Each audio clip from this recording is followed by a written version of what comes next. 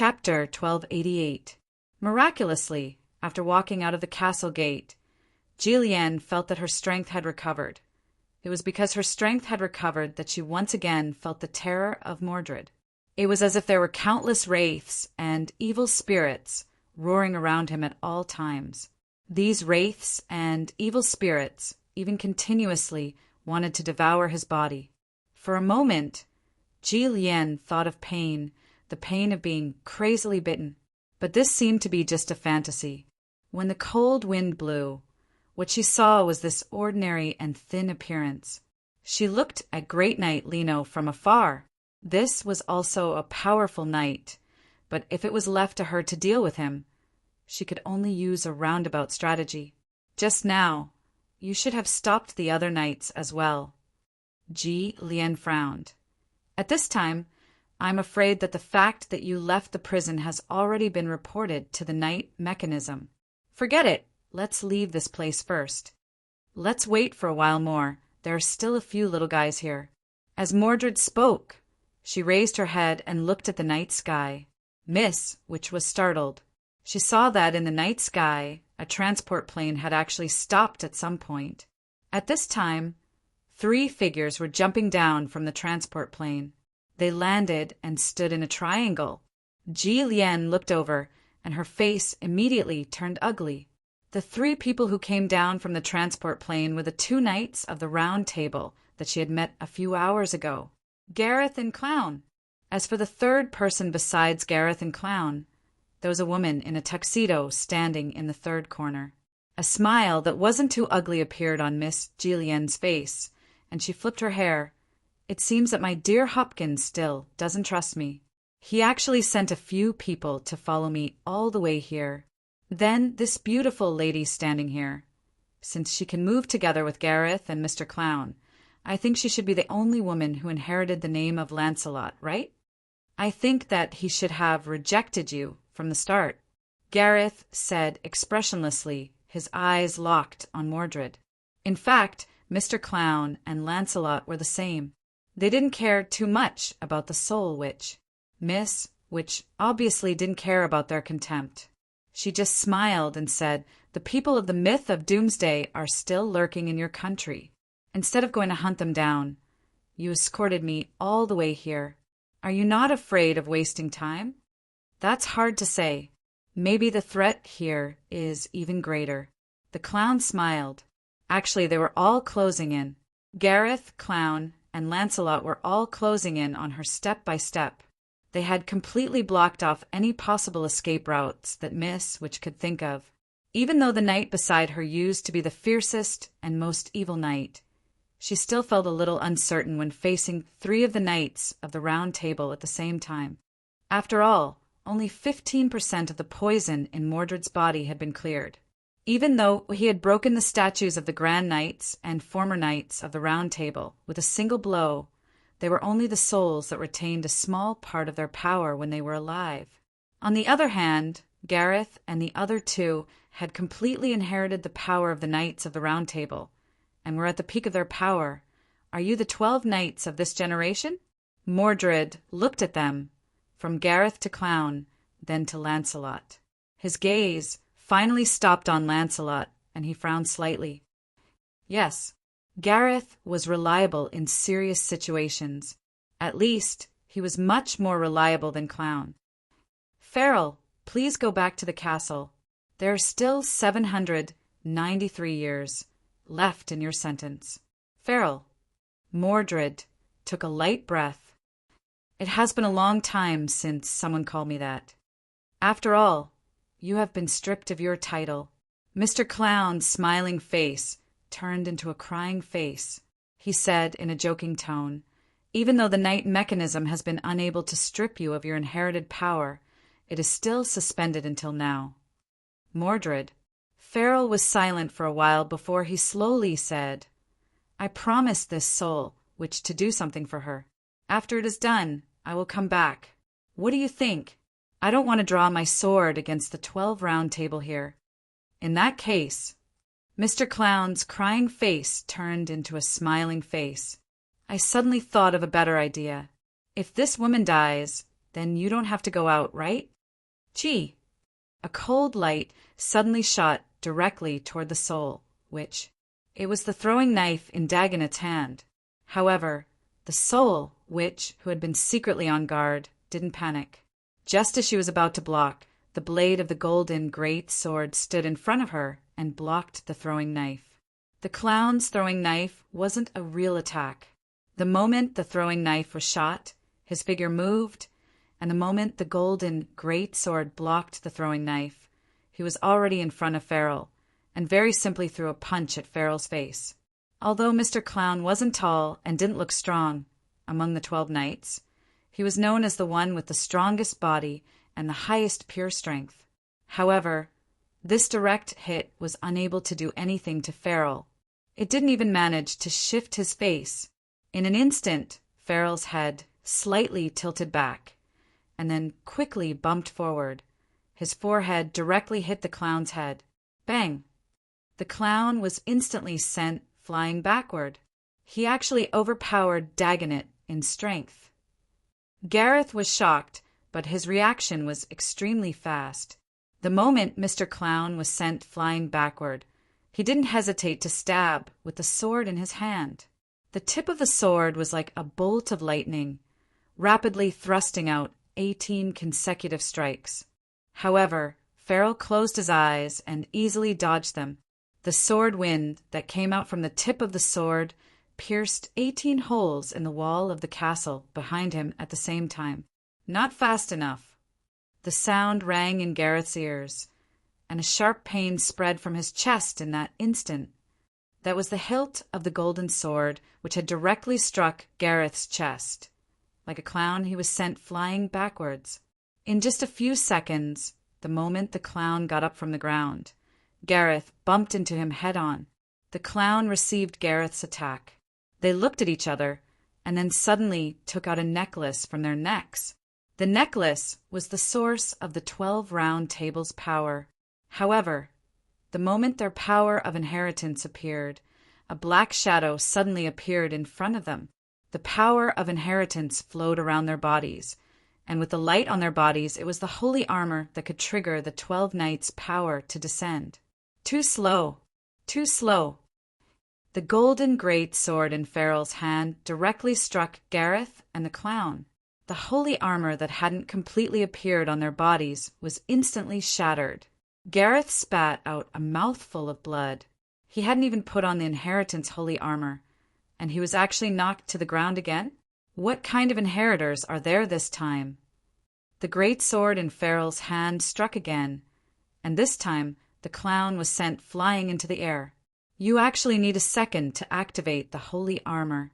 You still dare to call yourselves the Round Table?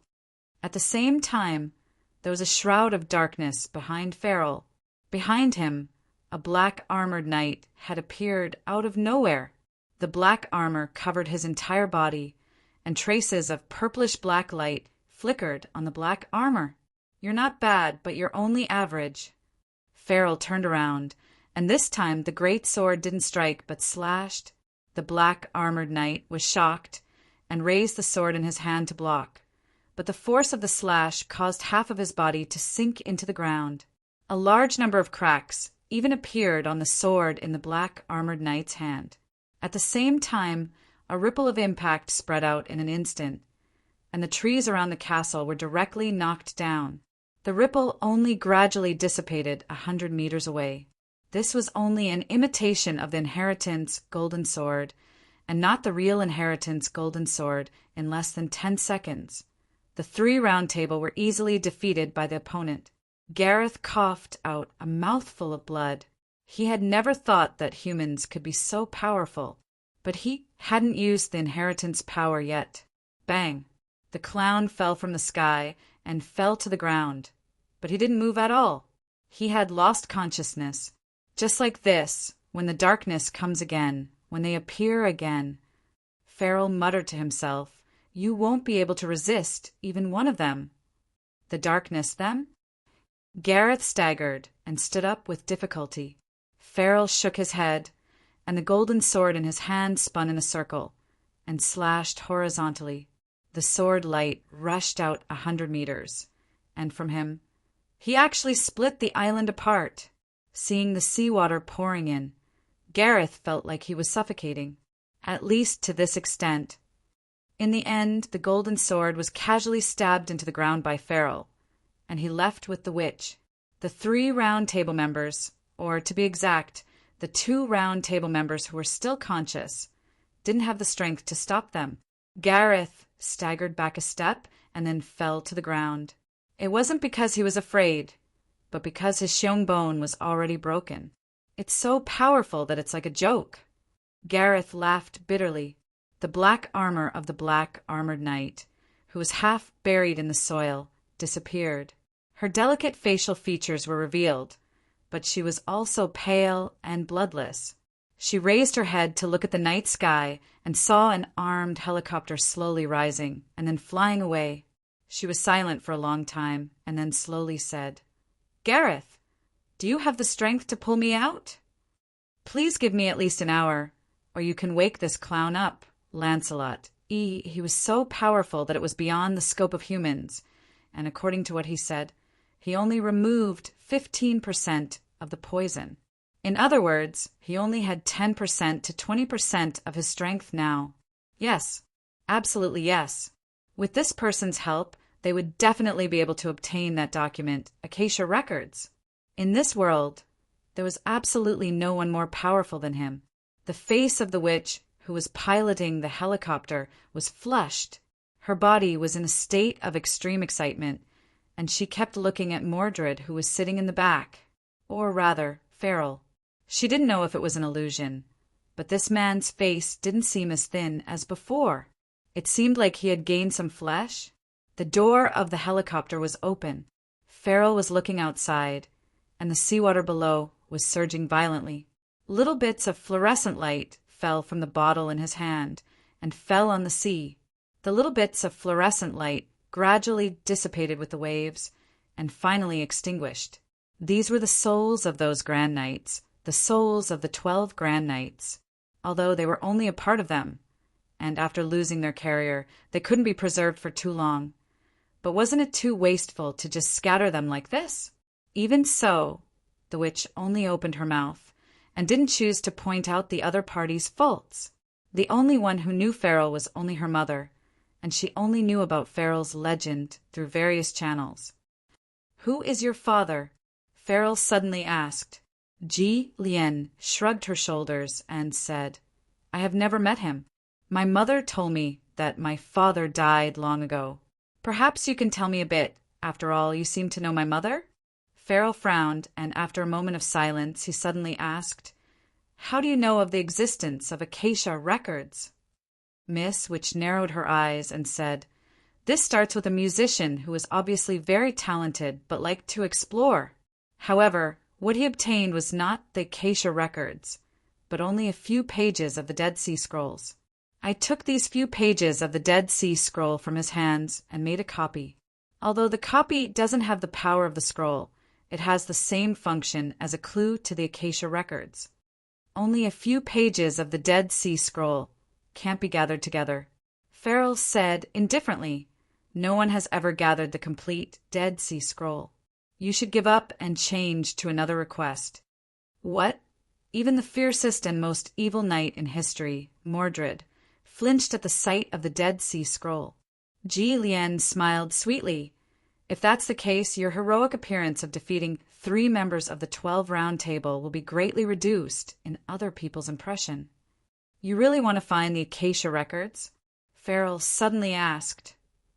"Otherwise, the reason why I went through so much trouble to save you is obviously not because I worship you like a little girl. After finding the Acacia Records, what do you plan to do?" Farrell asked again. The witch looked at the night sky in front of her and let out a silvery laugh. But it was just a laugh, and she didn't answer. "My name is Farrell." He also looked outside. "Mordred is already dead." "It doesn't matter," the witch said softly, "as long as you can help me. Even if you want me to call you my lord, it doesn't matter." Farrell shook his head. "Go to Camlin." "Camlin?" The witch stared blankly. "Isn't that? Why go there?" "Since I want to find the Acacia Records, I naturally need to retrieve some things. Farrell said indifferently, "This scroll has been searching for more than just a little witch like you. You mean inhuman?" The witch frowned. "Very strong? Stronger than you? You don't want to know what true strength is." He slowly closed his eyes, no longer paying attention to the witch. Yen, yen, yen, yen PS1. Looking through the reward records, I found a cute user, the cutest fatso in the world, who served tea to the capitalist boss as usual. PS2. Then 27 became 29 OZT. PS. July 29th. Chapter 1289. On the screen was Gareth's slightly pale face. Sir Hopkins of the Knights of the Fog Organization silently listened to his report. "I'm very sorry, Sir Hopkins. We didn't succeed in stopping him from leaving." Sir Hopkins was silent for a moment before he frowned and asked, "Did he really say that he would go back to the castle prison?" Gareth nodded. "He did say that." "I see." Sir Hopkins nodded. "Only the participants on Prison Island know about Farrell's transgression. Issue a gag order to the knights on Prison Island." "But, sir, this is Farrell. He has already left Prison Island." Gareth's face was full of disbelief. Sir Hopkins shook his head and said rather helplessly, "Since he said that he would come back, then he will definitely come back. He never breaks his promise. But no need to say more." Sir Hopkins waved his hand. "The castle prison can't hold him." The 3 Round Table Knights were like children in front of him, unable to fight back. "Gareth, don't you understand?" "Sir." Sir Hopkins sighed. "The castle prison. It wasn't us who had the ability to lock Farrell in, but he walked in voluntarily." "What?" Ignoring Gareth's current shock, Sir Hopkins said seriously, "Knight Gareth, I'll now give you a new mission. You have 6 hours to rest and hurry on your way. Please go with Dagonet to the operation point where you are responsible for eliminating the myth of Doomsday within the specified time. In addition, tell Lancelot to return to Her Majesty's side as soon as possible and continue her duties." Gareth could only stand at attention and nod in agreement. After the communication with Gareth ended, Sir Hopkins walked into the depths of the manor alone. After passing through layers of tight mechanisms, he finally came to a secret room that only he, the highest person in charge of the Knights of the Fog Organization, could enter. Inside the secret chamber was an enormous throne. On top of the throne was a set of silver armor in a sitting posture. It was as if the person was a king. Sir Hopkins slowly walked to the front of the armor on the throne and reached out his hand. His fingers had just touched the armor when Sir Hopkins had to withdraw his hand as if he had been electrocuted. Knight slowly exhaled and muttered to himself, "Mordred, after so many years, you still won't accept anyone other than Farrell?" Farrell, who hadn't even put on his holy armor, had easily defeated Gareth and the other 2. A melancholy expression appeared on Sir Hopkins' face. He silently raised his head and looked up from the throne. Behind the throne, there was a huge mural on the wallpaper. On the mural, there was a knight wearing silver holy armor and holding the legendary king's sword, fighting with hundreds of demons. A night passed quietly as the earth rotated on its axis. When he woke up in the morning, Miss Maid had already prepared the toiletries. Even the toothpaste had been squeezed onto the toothbrush. She also prepared a hot towel and stood aside waiting. "I suddenly feel guilty for being an evil feudal lord." Luaccio joked after wiping his face. Miss Maid smiled softly, carefully tidied up her master's clothes, and said that Miss Orc left with her brother at 5:30 in the morning. "So early?" Luaccio blinked. Luaccio really slept. This was something he had never given up. If it wasn't necessary, he wouldn't even wake up before his biological clock. Because there's still some distance from here to the tunnel entrance. She seemed to be afraid of missing the bus. Miss Maid straightened the clothes on Boss Luo's chest and flattened them before showing a satisfied look. "Also, Miss Rin called you half an hour ago." Luaccio nodded and said casually, "Probably because of the terrorist attack." "What did you say?" Miss Maid smiled and said, I told Miss Rin that you hadn't gotten up yet, and nothing happened in Fog City last night, but she's still quite worried. She's probably asleep by now. After all, they were still 8 time zones apart. I'll send her a text message later. Luaccio nodded and began to eat the breakfast sent by the hotel, while planning to leave Fog City. But according to the train information, several main lines in Fog City were temporarily suspended today. Among them, the route prepared by Luaccio was included. It seems to be because of the terrorist attack.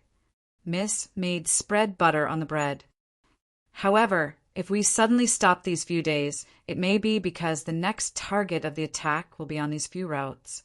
Luaccio asked curiously, How do you know there will be a next attack? Yu Yi said casually, Isn't it normal to attack and then make a request? Besides, so far, no so-called terrorist organization is responsible for the attack last night. Doesn't it prove that at least the culprit behind the attack hasn't reached an agreement with the government? Maybe they have made a request, but the government doesn't intend to announce it? That's also because they haven't reached an agreement, Miss Maid said matter-of-factly. Otherwise, why would they suddenly stop these routes? Isn't it because they need to make some arrangements? Perhaps they already know the next action plan of the culprit behind the scenes, and are currently preparing to give the culprit a head-on blow. Finally, I'm afraid it's not an ordinary terrorist organization. Last night in the eye of Fog City. Luaccio blinked. Last night, going to the Ferris wheel was purely an impromptu thing, but it seemed to have inadvertently disrupted the deployment of the organization behind the attack. Probably the current suspension of the route may be related to the murderer who was shot down by Miss Maid last night. Maybe the night mechanism has gotten some information. Well, Luaccio thought for a while, then I'll postpone the trip. I think Peter Chan would be more willing to let me stay for 2 more days. After all, terrorist attacks happened in 4 cities at the same time last night. The whole country had become very nervous since last night. The Song Dynasty Hotel had tightened its surveillance since last night. Do you want to stay in the hotel for the whole day? Yu Yi asked softly. Luaccio smiled. Just put 2 images here. Anyway, I'll stay for a few more days. Let's do something else today. For example, how about watching an opera? Luaccio looked at the leaflet on the tourist brochure in the room. Miss Maid took out the leaflet and looked at the poster on it. Tarandit, St. Pancras Railway Station. In the waiting hall, a small figure shuttled through the crowd. It was extremely agile, and often in an instant when people weren't paying attention, it would quickly take something from the front of a shop. It only took a little bit each time, a very little bit. After a while, it stopped its action and turned into the emergency passage. After a few turns, it came to a computer room and climbed into the computer room through the vent. In the computer room, Audrey heard the sound and quickly stood up. Our beast man, Miss Lael, jumped down from the air vent and shook her clothes in front of Oga. Instantly, bits and pieces fell from her body. Bread, candies, chocolates. Finally, Miss Lael took out a bottle of water from her collar. Come eat. You didn't eat anything in the morning. You must be hungry. Sister, eat too. They directly sat on the ground and began to eat these spoils of war. Audrey picked up the hot dog bread and asked while eating, Sister, when will we get on the train? Soon. The train will depart at 2 p.m. Lael wiped the sauce on Audrey's lips with her sleeve. I've observed that we can climb to the track from the vent here. When it's about time, we'll get on the train from the track. After getting on the train, we'll sneak into the cargo compartment. If everything goes well, we'll reach Paris in 2 or 3 hours. Audrey ate and suddenly asked, Sister, aren't we going to find Father? Facing her brother's question, Lael didn't say anything. There was one thing that she didn't tell the magician who helped her, and that was how she and Audrey were caught by the orc traffickers. She shook her head and hugged Audrey into her arms, saying softly, It's too dangerous here, let's go back. That person, if he really cared about me and you, he wouldn't need us to find him. he would have come back by himself. Agia lowered his head, not knowing what to think. Seeing this, Lil cheered up and said with a smile, "Agia, look what I brought you." At this moment, she took out a small and delicate thing from her back pocket and waved it in front of Agia. Harmonica. Putting this delicate harmonica into Agia's hand, Lael said softly, "Didn't you lose your harmonica on the ship? I think this is not bad. Do you like it?" "Yes." Agia liked it so much that he didn't want to let it go. After wiping it with his clothes, he put it to his lips and started to play. This was the song he learned from last night, but he only learned half of it. Original scenery of hometown. Elizabeth Tower. Old name, Big Ben.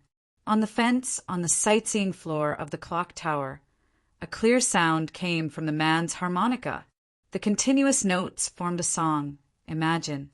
His lips were very thin, and his hair was flaxen color. He wasn't very strong, but his body was very slender. He was wearing dark blue Baroque-style clothes. He looked like an actor in a stage play, but this era obviously wasn't the era of his clothes. Imagine. Another man slowly walked over. He was the bartender of the tavern where Rant, a senior member of Mythology of the Apocalypse, was killed. He came to the side of the man playing the harmonica and said, "John Lennon, I thought you don't like modern music." He continued to play until the song was finished. Then he put down the harmonica and looked at the bartender. "Dobez, is there still no news about Reed?" The bartender, Dobez, shook his head. According to the original plan, Reed was responsible for the Eye of Fog City, but he obviously failed. It is very likely that he has fallen into the hands of the Knights of Fog City. Maybe they already know something from Reed's mouth. The man shook his head and said, "I believe in Reed. He has Ji Lian's spirit protection. No one can go beyond the power of the spirit which to ask a person, let alone a person with a strong will. In fact, I have some reservations about this spirit witch." Dobaz said indifferently, "Since the beginning of the plan, I have been unable to contact her. Sir, we don't even know the real plan of this spirit witch." He said, "Whether she sincerely helps us or has other plans, it has no impact on the plan itself. However, since Reed is missing, let's move the plan forward." 3 days later, Dobas frowned. "The British government may not accept it. What we need is not their compromise, but fear." He looked in the direction of the Platinum Palace, where the Queen was. "We have been hiding like rats for too long. Only fear can give us a real land to live on. The bill to leave the European Union has been passed. This country will be isolated and helpless in the future. This will be our best chance. A country where the orcs can live freely under the sun. Dobas, do you see it?" "Caesar, 3 o'clock in the afternoon, plan ahead." He turned around, waved his hand, and said in a deep voice, "Let the myth of the end of the world start from here." Her Majesty's Theatre. It was impossible to enter the theatre before the ticket was bought. It was impossible for the servant girl. She couldn't let her master enter the theatre with the original sin. "It's not that serious." Luaccio gently squeezed the servant girl's hand and then held her hand. They followed the crowd and slowly walked into the theatre. There was still more than half an hour before the official performance. But even though they had gotten the ticket, the whole process of entering the theatre was not too smooth. Boss Luo, who had long been used to his own body, looked at the layers of security at this time without any ripples in his heart. The inspection was so strict, not because of the aftermath of the terrorist attack last night, but because a big shot also came to the theatre today. Her Majesty, the Queen of the British Empire. Others did not know that Her Majesty was not in the mood to watch the opera at this time. Her arrival was only the idea of her aides behind the scenes. At such a time, Her Majesty, as the representative of the country, could not show panic. She had to act as if nothing had happened so that the people would not take the attack too seriously. It was commonly known as the whitewash of peace. "I should have made up for this year's salary and asked these guys to go back to their hometown." When entering the theatre, holding the beloved Queen, he did not forget to whisper in the ears of his personal bodyguard, Lancelot. Genius remembered the address of this site in 1 second. Mobile version of reading website. Chapter 1290. No matter how dissatisfied the Queen was with the idea of the staff this time, since she was here, the security work naturally needed to be done.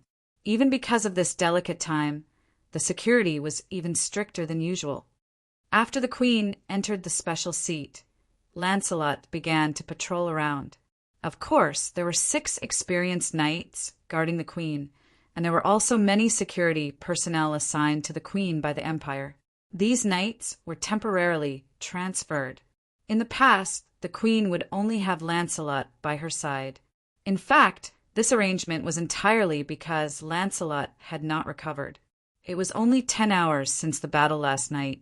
Although she was treated by the medical technology of the Knights of Mist, she was not in a good state at this time. The holy armor was a kind of mysterious power, and the manufacturing technology originated from the Celtic gods. Even if it was damaged, it could automatically repair itself. It would take at least 6 more hours. Feeling the self-repair state of Laine-Lotte de Lake, the only female member of the Round Table, 12 didn't smile at all. She had already patrolled around and returned to the Queen's seat again. I haven't found any suspicious people for the time being.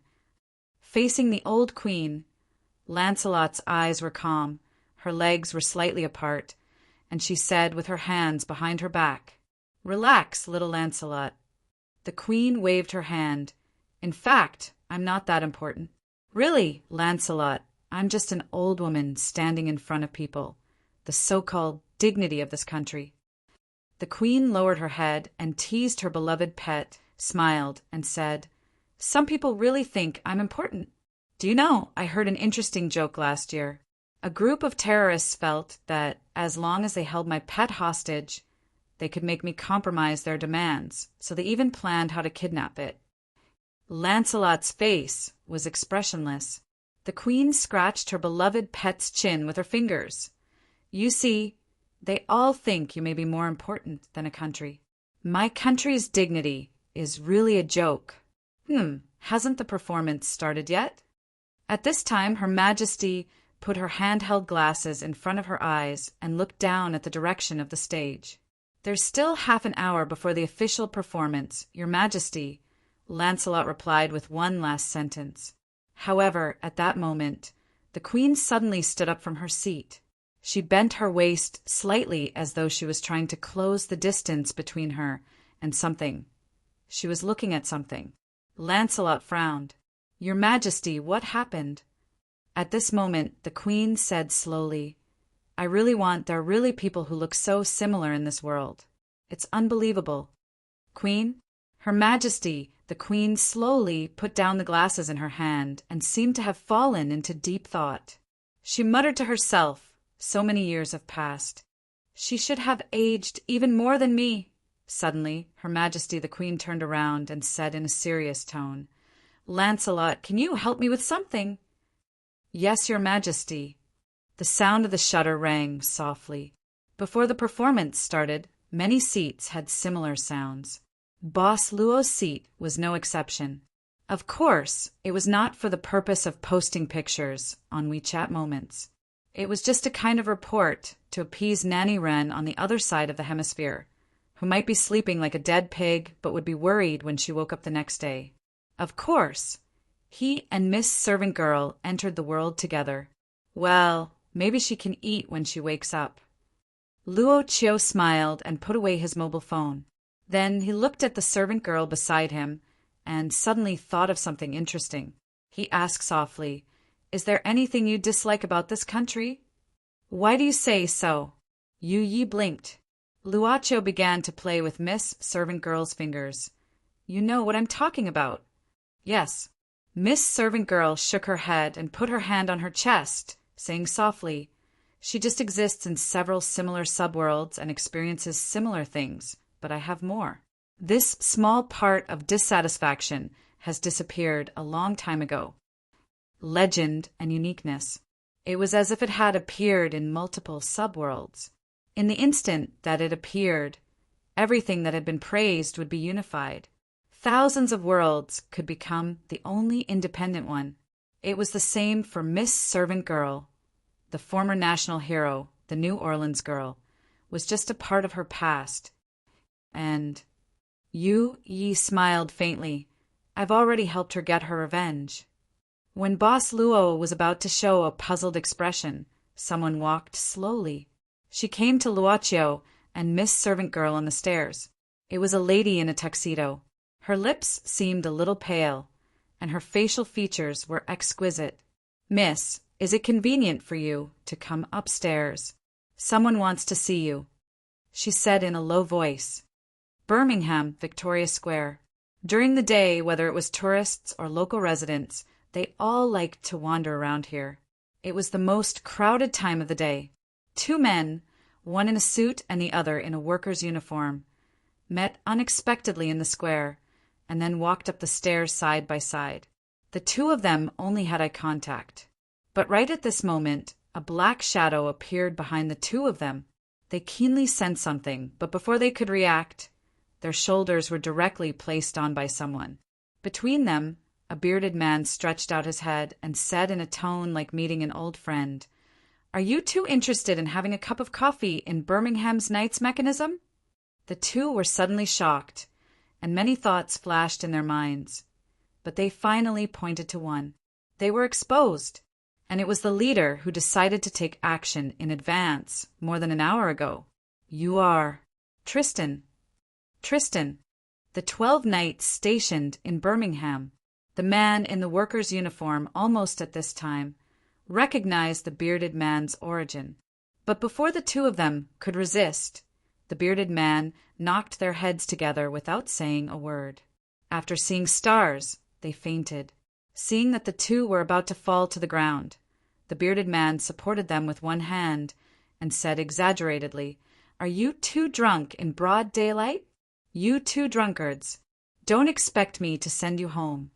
The result of such a performance was no one cared. In this way, the bearded man carried the two people and the bags in their hands and calmly left the square. He threw the two fainted people into a small truck. In this industrial city, such a small truck was too common. He also walked into the container, but it was not really a place to load goods, but a variety of instruments and screens were placed. "Oh, Mr. Tristan, have you already subdued the two thugs from Myth of Doomsday? That's fast." The bearded man shrugged and said, "It seems that the ones responsible for attacking here are just two small characters." At the same time, he opened the bags carried by the two men and looked at the things inside. It's actually a portable explosion tactic, a 1978 product of the Magician Association. If this thing explodes in the square, even a small character can cause a lot of trouble.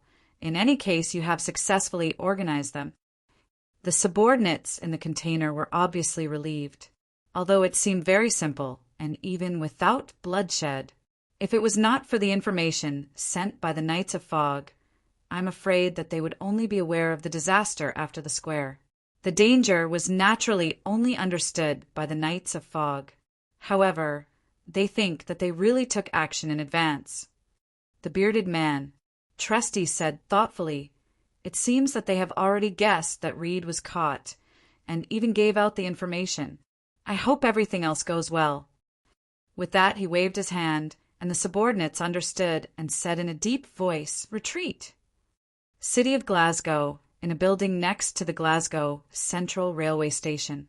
The position of the 4th floor, like an explosion caused by a gas leak. All the glass windows on the entire floor were shattered in an instant. A large number of glass chips fell to the ground, and pedestrians screamed. In the destroyed 4th floor, there were 5 men with burns all over their bodies and eyes. Moreover, they had lost consciousness and were scattered all over the place. Here, only a young man in a police uniform was left standing. He still grabbed the back collar of the 6th man, carried him, and walked out. "Mr. Geraint." Several knights of the Glasgow City Knights of Fog hurriedly ran down the stairs at this time. The man in the police uniform threw down the man in his hand and said frivolously, "I'll leave the cleaning to you. I have to continue patrolling the streets." With that, Mr. Geraint jumped out of the window. An armored vehicle with the logo of the Highway Police was parked here. Mr. Geraint got on the car and put on his helmet. He really went to patrol. Horrified screams came out in the dark tunnel and kept echoing. Suddenly, a dark red light appeared. In the tunnel, several figures ran crazily. 3 men and 2 women. Behind them, there seemed to be something terrible chasing them, so that their faces were full of fear. Suddenly, one of their companions fell to the ground. On the back of his fallen comrade, there was a bright throwing knife stuck in his back. Da-da, da-da, da-da. The sound of heavy armor walking came little by little from the tunnel. They seemed to be stuck by something at this time and couldn't move. Finally, a figure wearing golden armor, whose entire body was emitting a chaotic and ruthless aura, entered their line of sight. And this fellow wearing golden armor had bright, throwing knives clamped between his 10 fingers. The flying knives shot out and cold light flashed. After a few screams, these men and women fell to the ground one after another. Their throats had been pierced through by the flying knives. In the next second, a figure in azure armor arrived quickly, but he seemed to be 1 step too slow. Dagonet, I said to keep him alive. Light and shadow dispersed from his body. The azure armor split open, revealing Gareth inside. At the same time, the golden armor dispersed as well. Mr. Clown could be heard crying as he said, "I'm sorry, I didn't notice. Dagonet?" Just kidding, just kidding." Clown jumped behind the man who was stabbed in the back, turned him over, put on a smiling face, and said, "Here, you want him alive." "It's really—" Gareth rubbed his forehead, and at the same time looked behind Dagonet in distress. This tunnel was full of potholes, left by destruction. It would take more than a day to repair it. Gareth had to take out the phone helplessly. "It's me, Gareth. This gangster is also subdued." "Yes, I know. In addition, I suggest that the trains on this line stop temporarily. I don't think there's any way for the Eurostar to leave today." Gareth was on the phone, really. "Tristan, has Geraint completed the task? Very well, then there's only one left. Dagonet? Dagonet." But Dagonet on the side put his hands behind his head, whistling, Hissel. Gone.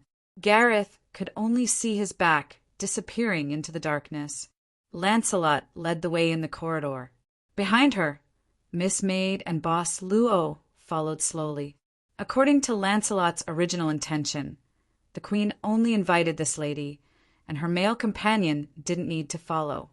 But when she invited, Lancelot unexpectedly changed her mind. She seemed to find it difficult to ignore the existence of the young man behind her. "Lancelot, is she one of the legendary knights of the Round Table?" Lancelot frowned, stopped, and turned around. It was Luaccio who asked. Boss Luo smiled slightly at this time. "Sorry, I'm interested in this legend these 2 days, so I read more about the Knights of the Round Table. I really don't mean to offend you, but I'm really curious about this name. Generally, ladies rarely use such a name." "Wait." Lancelot suddenly spoke. Luaccio blinked. She said indifferently, "Wait, please wait outside the door." Luaccio opened his mouth. Miss Maid narrowed her eyes at this time and was about to speak. Luaccio waved his hand slightly and whispered in her ear, "I want to talk to her alone. You go in by yourself."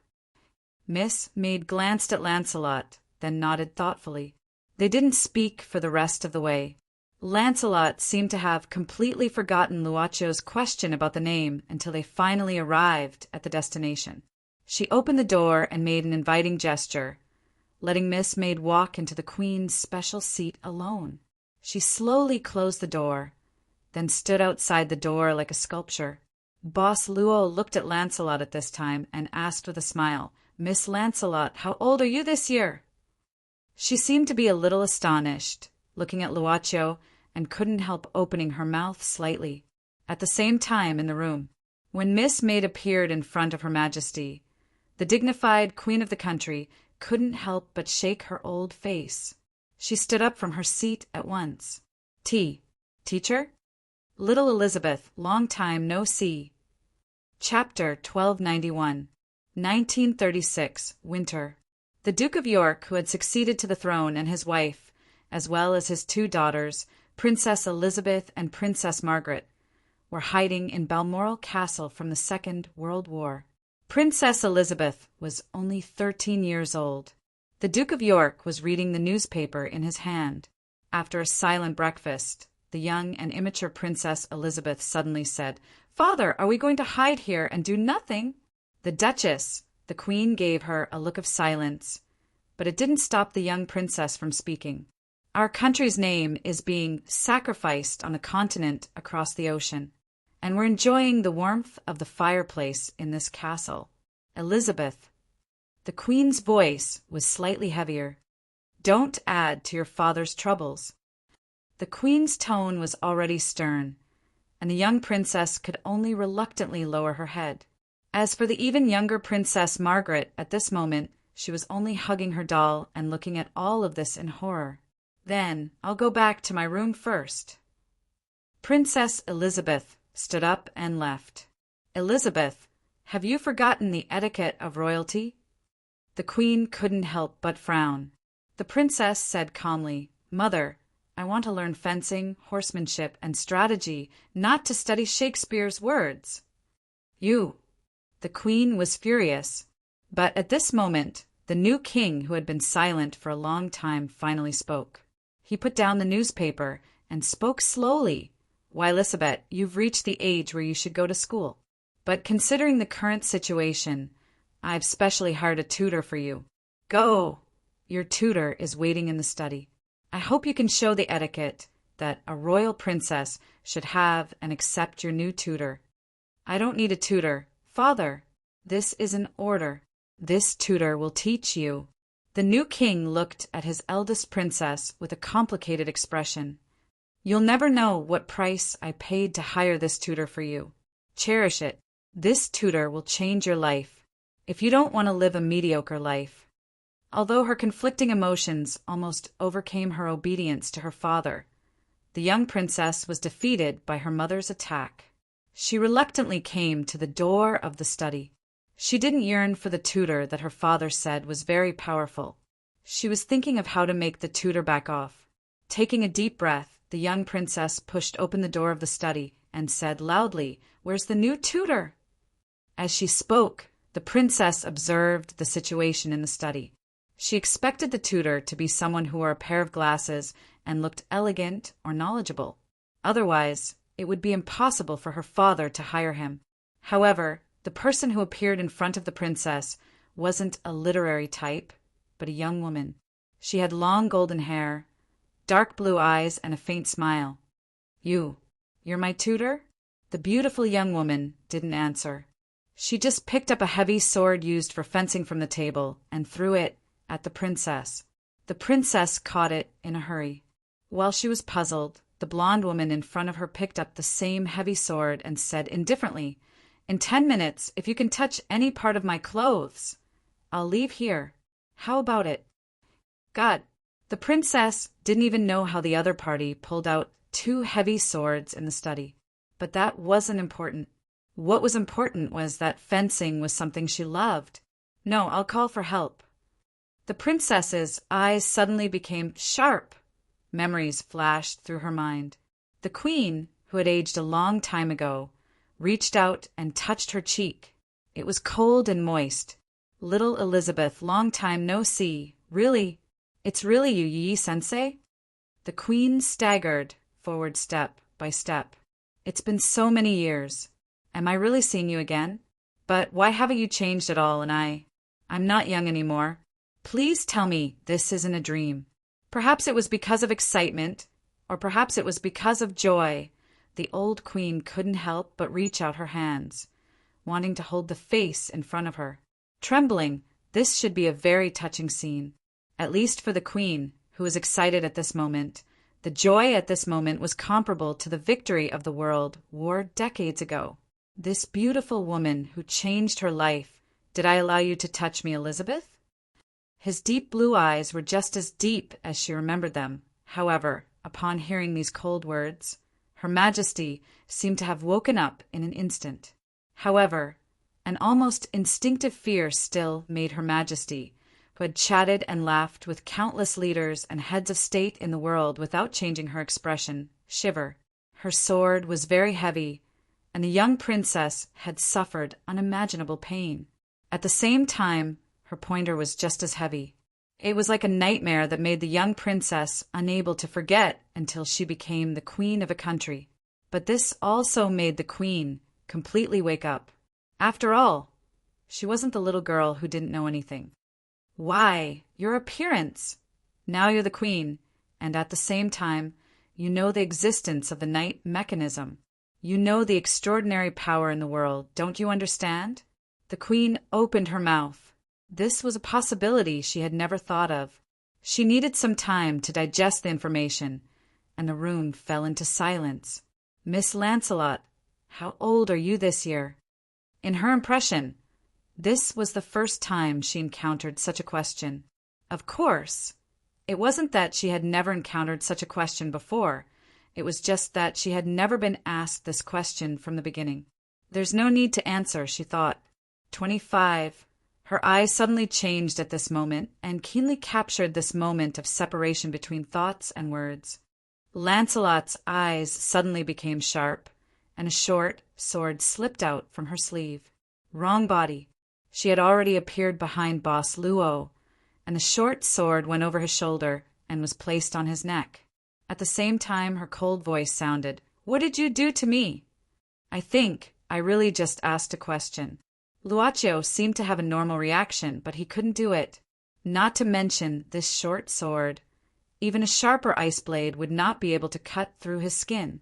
Moreover, it was unknown whether or not it would even be possible to cut through his skin. But if there really came a day when a sharp blade pierced into his body, he would also be reborn in the club. He had already tried to come back from the dead from the very beginning. Don't play tricks. Lancelot's voice became colder. The short sword was still held. Luaccio smiled at this moment and calmly said, "It's so strange. Logically speaking, if I really made you feel danger, shouldn't you be more concerned about the situation in the room? After all, there are people you want to protect. And at the same time, there's also my companion who made you feel the danger approaching. Shouldn't it show that ensuring the safety of the person should be the first priority? Make a choice." It seemed to be this saying. Give up the controlled person to enter the room and deal with the current situation. Follow the queen's safety as the most important thing, or not give up controlling the opponent. She quickly made a choice. If your companions have really threatened my employer's safety, then all the more reason I shouldn't give up on you. At the very least, I should control you. Only then can we be considered on the same starting line, right? That's true. What made Lancelot surprised was that he agreed with her. What was more inconceivable was that he seemed to have concluded that she really wouldn't make a move. At this moment, he turned around. The short sword that was originally held on his neck had now become the tip of a sword that was pointed at his throat. 25 years. Luaccio said casually, "Actually, it's longer than my life." Miss Lancelot, in these 25 years, are there any memories worth remembering and treasuring? She couldn't help but frown. This was the second strange question. I think that you don't need to worry about whether or not there are any treasures in my memories. You should worry about yourself. She chose to make a move in her usual way. Of course, in order to ensure that the situation wouldn't worsen. She didn't intend to kill him, but she wanted to at least make him quiet down. His throat was a fatal place, so she didn't intend to attack. But other than that, perhaps his shoulders and thighs would be good targets to attack. At the very least, she wanted to impair his mobility. She only thought for a moment, and her body's movements were almost synchronized with her thoughts.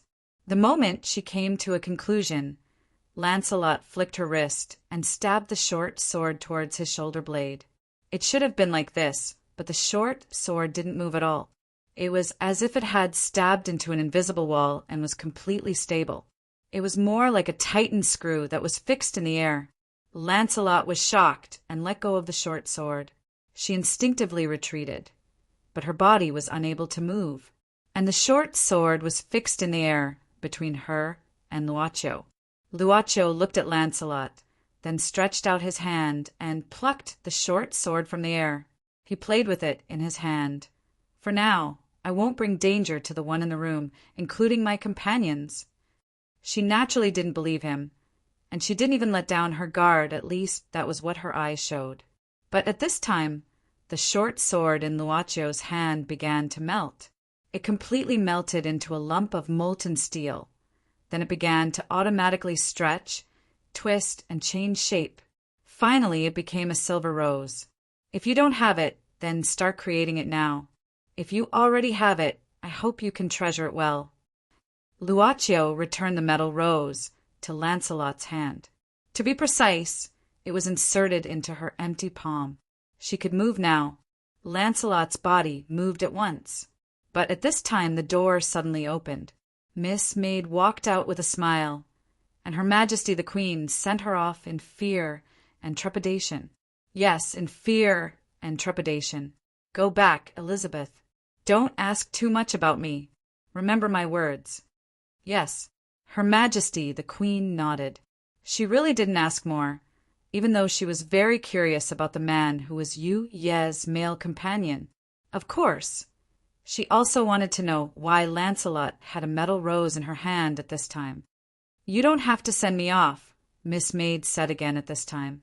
Her Majesty the Queen nodded. She looked like an obedient student, which made Lancelot feel even more incredible than Farrell's easy defeat last night. Luaccio didn't intend to talk to Her Majesty the Queen. He just nodded slightly. His arm bent slightly, and Yu Yi came to his side and held his hand. Well, the performance should start soon. Please allow us to leave first, madam. Luaccio concluded with this. Your Majesty the Queen, may I ask who they are? In front of the door, the mysterious man and woman had disappeared in the corridor. But Lancelot's doubts were obviously stronger.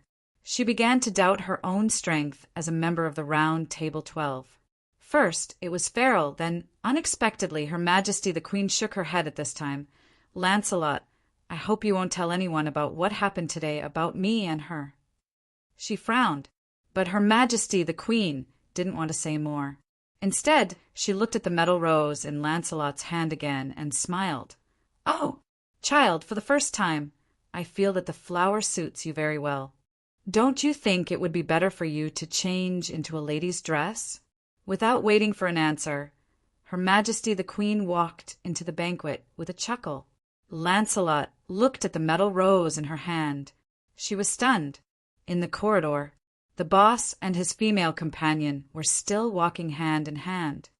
So this is what you meant when you said you had already taken your revenge. Boss Luo smiled at this time. It must have left a deep impression on Her Majesty the Queen's childhood. I suddenly want to see you as a strict teacher. It's just the request of the Duke of York. Miss Servant Girl smiled. But as a home teacher, I think it's a pass.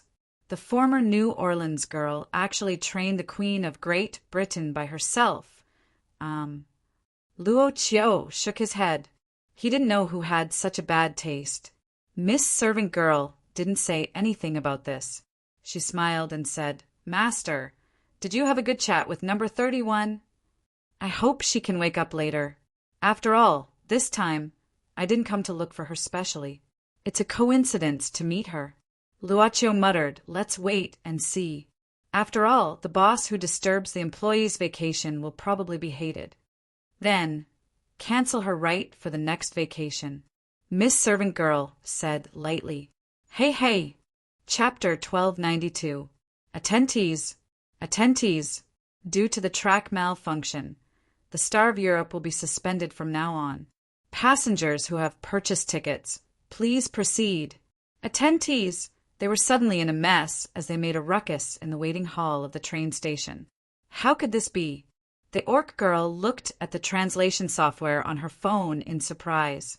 She was preparing to log in to the Star of Europe as an extra method. She couldn't help but frown. Sister, what's going on? The orc girl didn't say anything. She just put on Olga's hood and quickly pulled him to a place where no one was around while explaining what happened. Malfunction. Olga was quite surprised when he heard the reason. He couldn't understand English, but he could see the time on the electronic clocks that were everywhere. Then let me see if there are any other routes. Don't worry, there will be a way. The orc girl comforted him softly. We can just wait until the repairs are done. This route won't be closed forever. Maybe it will be fine tomorrow. Although that was the case, she felt that it was quite dangerous to be chased by people in this foreign country for one more day. Other routes? Other than this underwater tunnel that crosses the ocean. Where else could there be? Taking a boat. She didn't want to take a boat anymore. Not only was she traumatized after being caught by the orc traffickers, but she was also instinctively afraid of the ocean. She was an orc who couldn't swim and was afraid of water. As for the plane, obviously, it wasn't as convenient as taking the train. Let's leave here first. The orc girl pulled Olga and left the train station while the passengers were in a mess. The Queen's Theatre, Her Majesty the Queen's Banquet. Okay, I understand. After putting down the phone, Lancelot came to Her Majesty the Queen's side. Looking at Her Majesty, who seemed to be a little absent-minded at the moment, he said, Mr. Hopkins called. The Knights organization in various places has successfully captured all the members of the Myth of Doomsday on the attack list obtained from Reed's mouth. Because it was deployed in advance, there was only 1 seriously injured and 4 lightly injured. Oh, that's good. Although she was absent-minded, Her Majesty had obviously received the message. She secretly heaved a sigh of relief and smiled. Thank you for saving our country again. For this queen, although the current political system did not allow her to have the authority that a monarch should have, it was clear that she did not wish to become a monarch who was threatened by others and eventually divided the country, thus leaving a stain on her name. I should reward the person who successfully captured Rend. Don't you think so, Lancelot? The queen's mood seemed to have improved a lot. She even smiled more often. Perhaps it would be better for you to discuss it with Mr. Hopkins.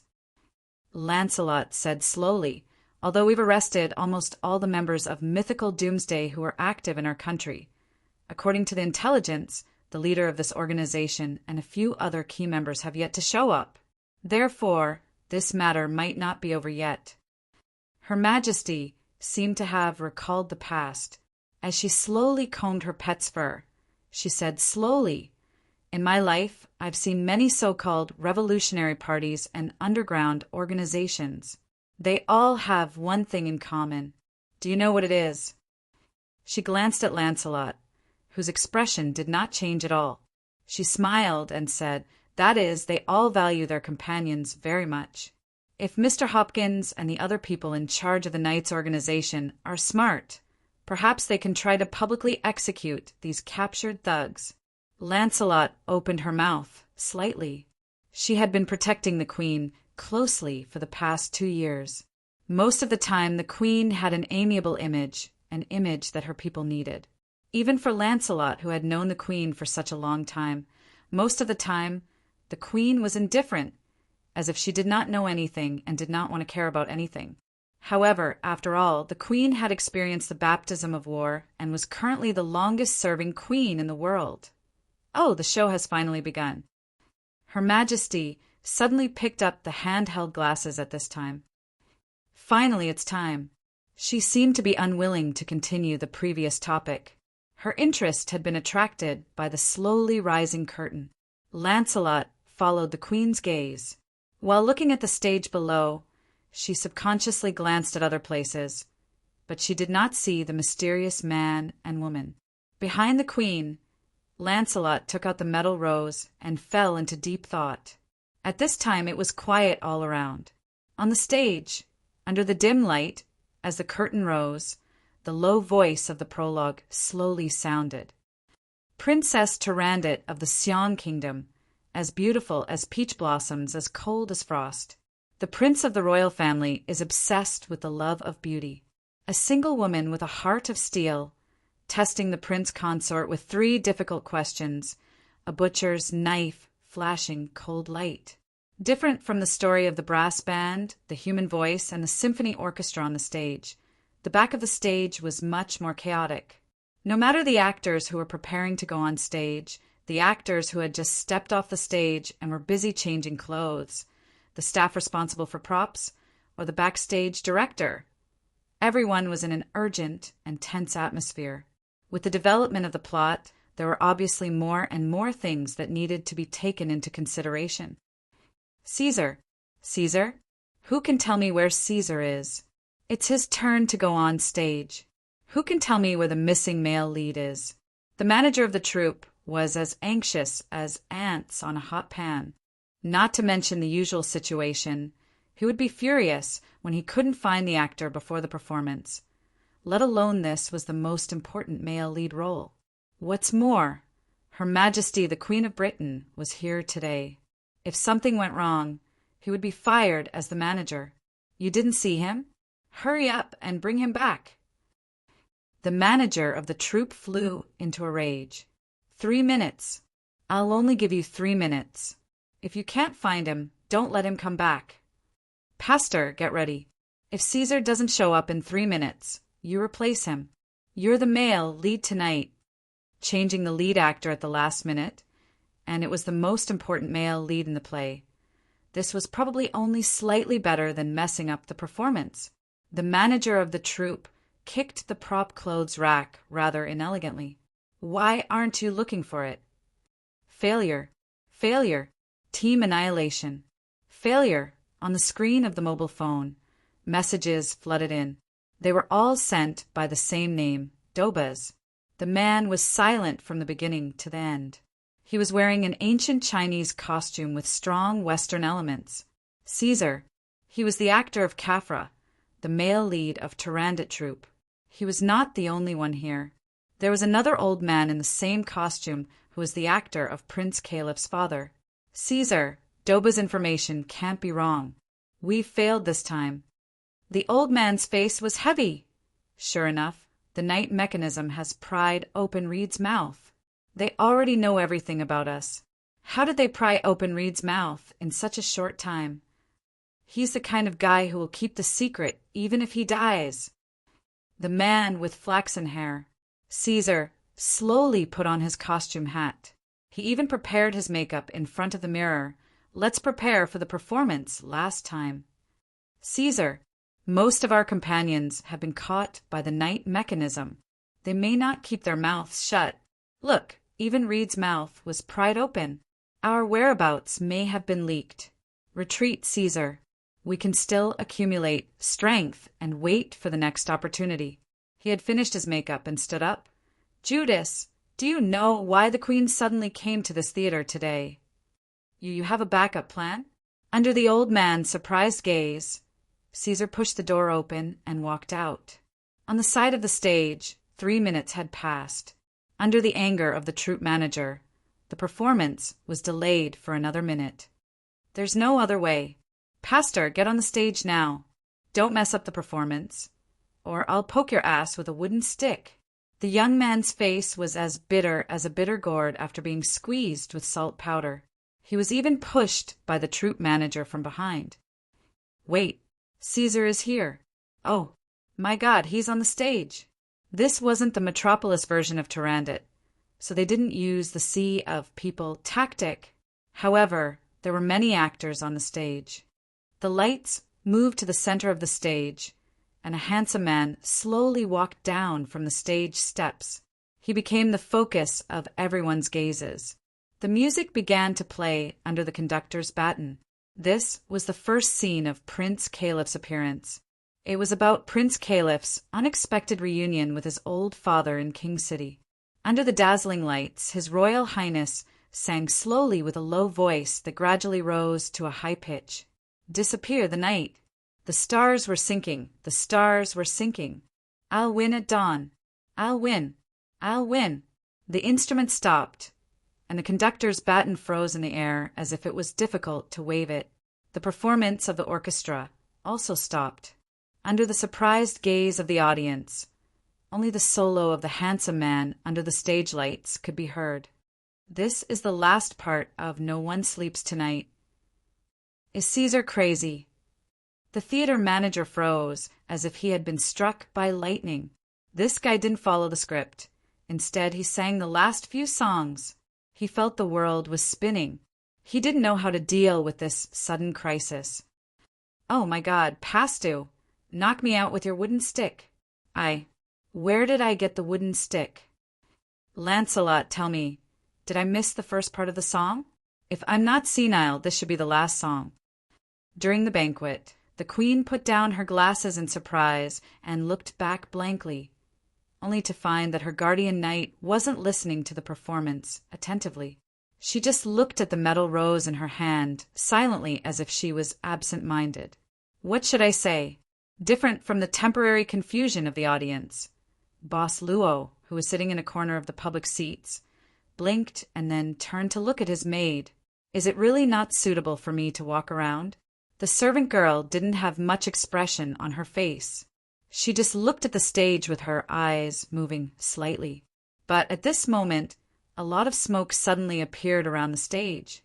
It wasn't special smoke, but a substance that would make people unconscious after inhaling it. The audience in the front row had inadvertently inhaled the gas and fell down on their seats. At this moment, people began to panic.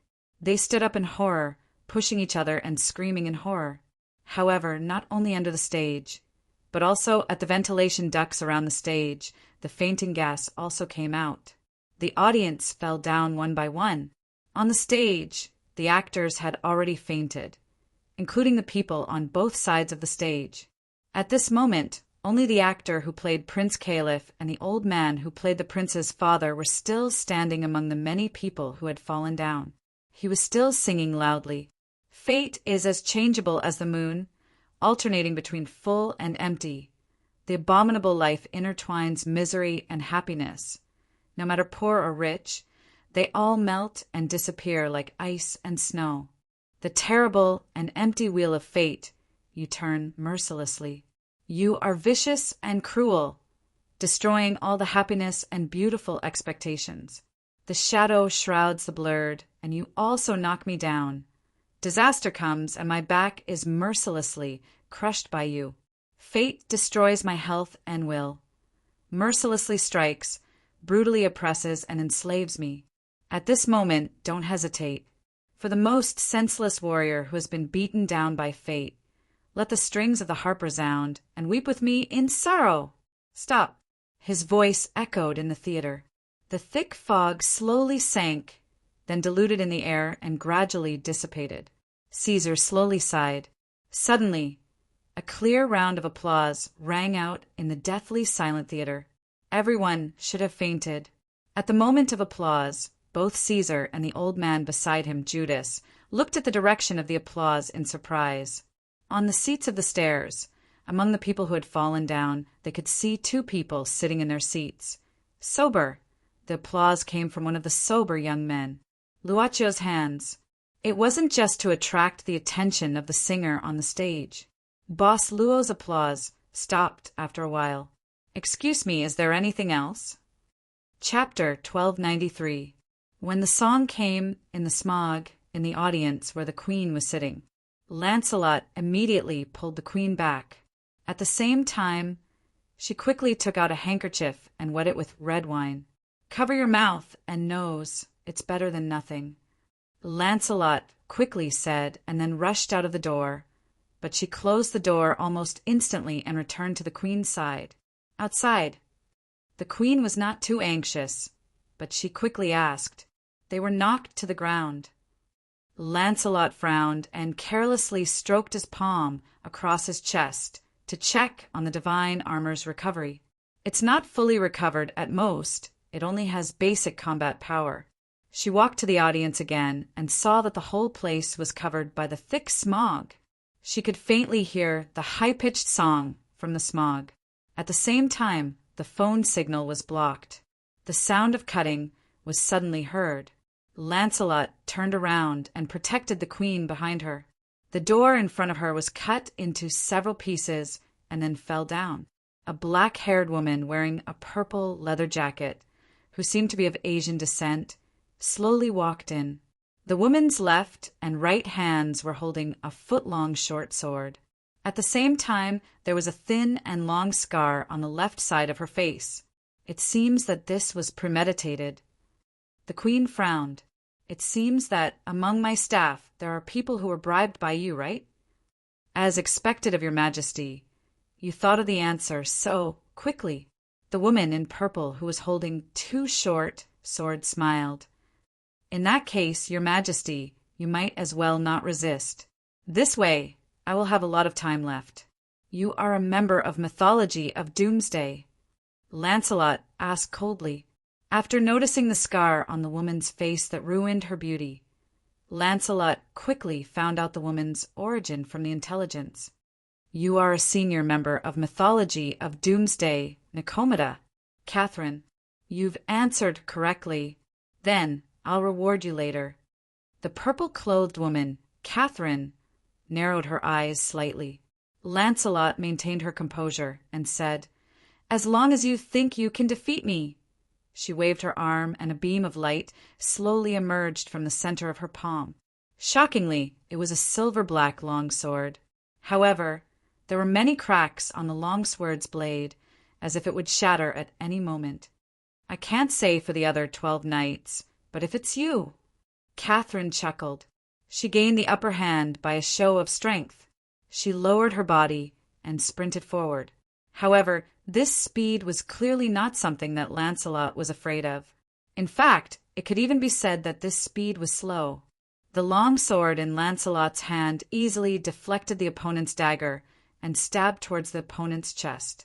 However, what left Lancelot at a loss was that the sword in her hand, which was forged together with the holy armor, actually shattered the moment it was about to pierce into the opponent's body. It shouldn't be. Even if it wasn't completely repaired, at least in terms of strength, it should be stronger than a standard sword in perfect condition. At the moment when the sword shattered, Lancelot's reaction was also extremely fast. Once again, the shattered sword reformed.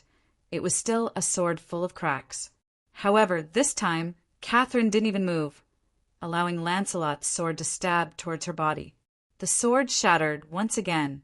Lancelot looked at the sword that had shattered twice in disbelief. Finally, she couldn't maintain a calm expression on her face. Don't you find it strange that this indestructible lake light has no effect on me? Catherine smiled slightly. No matter how many times, your weapon can't hurt me. Do you believe it? What are you wearing? Lancelot took a deep breath. Finally, with her sharp sense of magic, she finally noticed that Catherine seemed to be wearing something. It was this thing that blocked the attack of the indestructible lake light. Catherine said softly, Holy armor, Guinevere's repentance. As she said, a gray robe appeared on Catherine's body. It looked like a nun's costume. It really exists. Lancelot looked at her in disbelief, finally showing a frightened expression. As the relic of his beloved woman, I ask this sinner, how can he hurt it? Catherine sneered. You can't use the power of the knights of the Round Table. How much power do you have left? It's enough to deal with you. The female knight suddenly waved her hand again. Since it was a spiritual equipment that could restrain her holy armor, then she didn't need to use the power of holy armor. However, after this attack, Lancelot had a feeling of wanting to die. What she waved was the short sword that she should have carried with her as a backup. But what she waved was an ornament that was molded into a metal rose. The scene was silent. Catherine was stunned. She stared blankly at Lancelot, who was pointing the metal rose at her, looking valiant and heroic. Both sides were silent for a while. It looks like you really think that I'm easier to deal with. Catherine woke up from her daze, and there was a surge of anger in her heart from being underestimated. I don't have time to play games with you here. While Lancelot was distracted, she dodged and took advantage of the moment. Catherine appeared from the queen's shadow like a ghost. The ice blade in her hand was directly placed on the queen's shoulder. At the same time, She whispered in the queen's ear, "Don't move. Otherwise, perhaps the crown prince will inherit the throne tomorrow. I think that he will be very happy to do so." "Oh, I think so too, Miss Catherine." The queen gave Lancelot a look, indicating that she should not act rashly. The truth was this female knight was in a state of shock, so she had no choice but to give up resisting. Nicomeda smiled in satisfaction. She glanced at the bottom of the stands. The smoke was starting to fall and slowly dissipate. Coincidentally, the song also stopped at this moment, but there was still applause. The drug did not take effect? The same question appeared in the minds of Caesar and Judas. Judas, who was playing the role of the prince's father, took off his robe, revealing a body of strong muscles that did not match his old face. Of course, the white beard that almost reached his chest was not a prop. He even took out a pair of boxing gloves from his waist and put them on. However, Caesar suddenly reached out and stopped him. Caesar shook his head slightly at Judas and walked down the stage. His gaze changed as he walked, but his eyes never left the applauding young man. At the same time, he said slowly, "Madeira stun potion, even if only 1 gram of it is diluted, it can make 10 elephants unconscious in an instant. Ordinary people may not be able to resist it. I'm curious. There seems to be some accidents in this performance." "The smoke has a name." Luaccio asked curiously. Boss Luo's concept of medicine had always been limited to the commonly used medicines that could be bought in pharmacies. Miss Maid looked at the leading actor, who was slowly walking up, and said indifferently, "Madeira coma potion, standard amount, 30 grams of ground grassworm corpse powder, 15 grams of two-ear grass, 10 grams of venomous snake tooth, rattlesnake tooth is best, 78 grams of mugwort, and 1 standard amount of armadillo bile. In addition, a standard dose of daisy root, fig peel, and leech juice." However, the person who made this potion was lazy and did not use rattlesnake tooth, so the potion was reduced by at least 20%. Caesar, who was walking up the stairs, froze on the first step. He couldn't go down. At the same time, an exclamation came from above the stage. "How did you do it?" "I only used an ordinary snake tooth." A figure jumped down from above the stage. It was a thin and gloomy man with round-rimmed glasses. "This is only the cheapest secret potion. An apprentice should be able to make it. Is it difficult to analyze it?" Miss Maid said indifferently. "You said I'm not even as good as an apprentice." The skinny man was enraged, but Judas, who was beside him, grabbed his collar with one hand and pulled. At the same time, he covered the man's mouth. Boss Luo was still rubbing Miss Maid's fingers under his seat, as if praising her profound knowledge. But considering that Miss Maid had her own private laboratory before meeting him, it was understandable. "I didn't expect that there would be a secret pharmacist who left here." Caesar pondered for a moment and asked tentatively, "Madam, are you a member of the Magicians' Association?" He knew that the Magicians' Association had members all over the Eurasian continent, especially the secret pharmacists. Many of them were eccentric people. He had to pay attention to the Magicians' Association. Due to the referendum in Great Britain a few years ago, there was a subtle situation between countries. The Magicians' Association, which had a huge influence in Eurasian continent, made some decisions to resist Great Britain. However, the two sides hadn't reached the point of breaking off relations. After all, there were many certified members of the Magicians' Association in Great Britain. Therefore, it wasn't strange to meet a magician or a secret pharmacist in Great Britain. The strange thing was meeting one here, or maybe two. Caesar's eyes quickly turned from Miss Maid to Luaccio. "Your Excellency, you are?" Caesar stared at him. Luaccio looked around at the people who were just unconscious but not injured. He smiled and said, "If you don't mind, it's best to treat me as an innocent passerby involved in this incident. In fact, I prefer to have a peaceful day." "Peaceful?" Caesar nodded. "I'm sorry, it seems that our actions today have disturbed you. If you want, you can leave." He made a gesture of invitation, pointing to the exit. "Then let's go." Luaccio nodded and stood up. He stretched out his hand gracefully, allowing Miss Maid to hold his hand and stand up. There are many performances in the West District today. It shouldn't be boring. Miss Maid lifted her skirt and put her hand on his.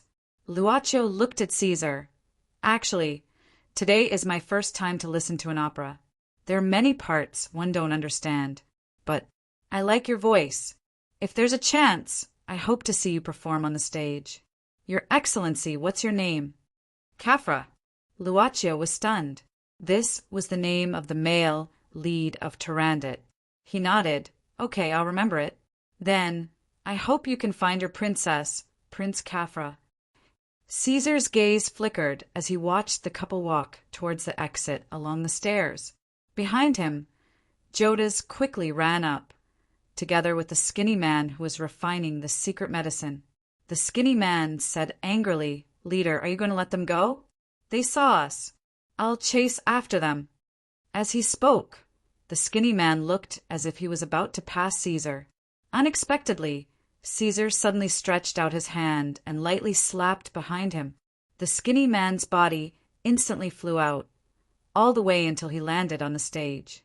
He painfully got up and said incredulously, "Leader, are you crazy?" Caesar?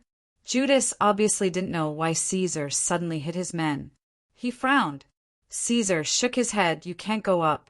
As for the reason, Caesar took a deep breath, then clenched his fist and punched. His fist seemed to hit something. A loud sound like an explosion was heard.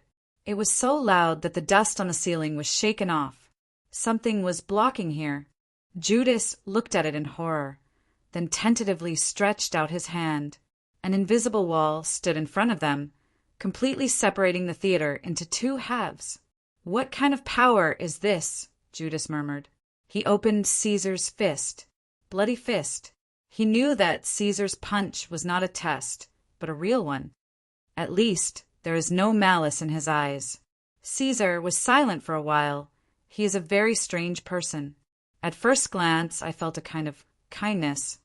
Kindness? Caesar shook his head. "Maybe only when you face him, you will understand what happened." At this moment, a woman's voice rang out. At the bottom of the stairs, Caesar could be seen holding Her Majesty hostage and rushing out quickly. As for Lancelot, his hands were shackled, and he was the first to follow behind with an unfriendly expression. The shackles were obviously specially made and were tools specifically used to lock up transcendence. I heard a loud sound. "Caesar, what happened to your hand?" Seeing that Caesar's hand was injured, Catherine immediately let go of Her Majesty. Fortunately, the skinny man beside her was shocked and quickly replaced her. But he was still flustered and exasperated. "Catherine! Do you know what you are doing?" Catherine ignored him and quickly walked to Caesar's side, holding his bleeding hand. Without thinking, she unzipped her leather jacket, tore her underwear, and wrapped the wound. "Who can hurt you?" He did it himself. Judas shook his head. What happened just now? How could he tell Catherine? Probably no one would believe him. She was late for half a minute, and everyone might have floated back from the brink of death. "Caesar?" Catherine frowned. Caesar waved his hand, shook his head slightly, and then walked to Her Majesty the Queen. Standing in front of Her Majesty, Caesar said indifferently, "It's the first time we meet, Your Majesty. Please come with us." Her Majesty the Queen said slowly, "I am just an old woman. Even if you kidnap me, you may not be able to do what you want to do. The ending may not be good." Caesar said, "It's better than no ending." Then he waved his hand. "Sorry to offend you." Judas immediately covered Her Majesty the Queen and Lancelot with a black cloth bag. Caesar looked back at the stage one last time and recalled the mysterious young man's words when he left. Subconsciously, under the stage lights that were still on, he seemed to see a woman singing a solo in the moonlight. Tarandit, in order to avoid trouble. When they walked out of the theater, the security guards outside the door and the government security personnel waiting outside the theater were in a state of invisible state. On the street, Luaccio was looking for other theaters, wanting to see if there were any that hadn't started yet. "Master," Lancelot seems to have been taken away. Don't you care? Miss Servant Girl suddenly asked at this time.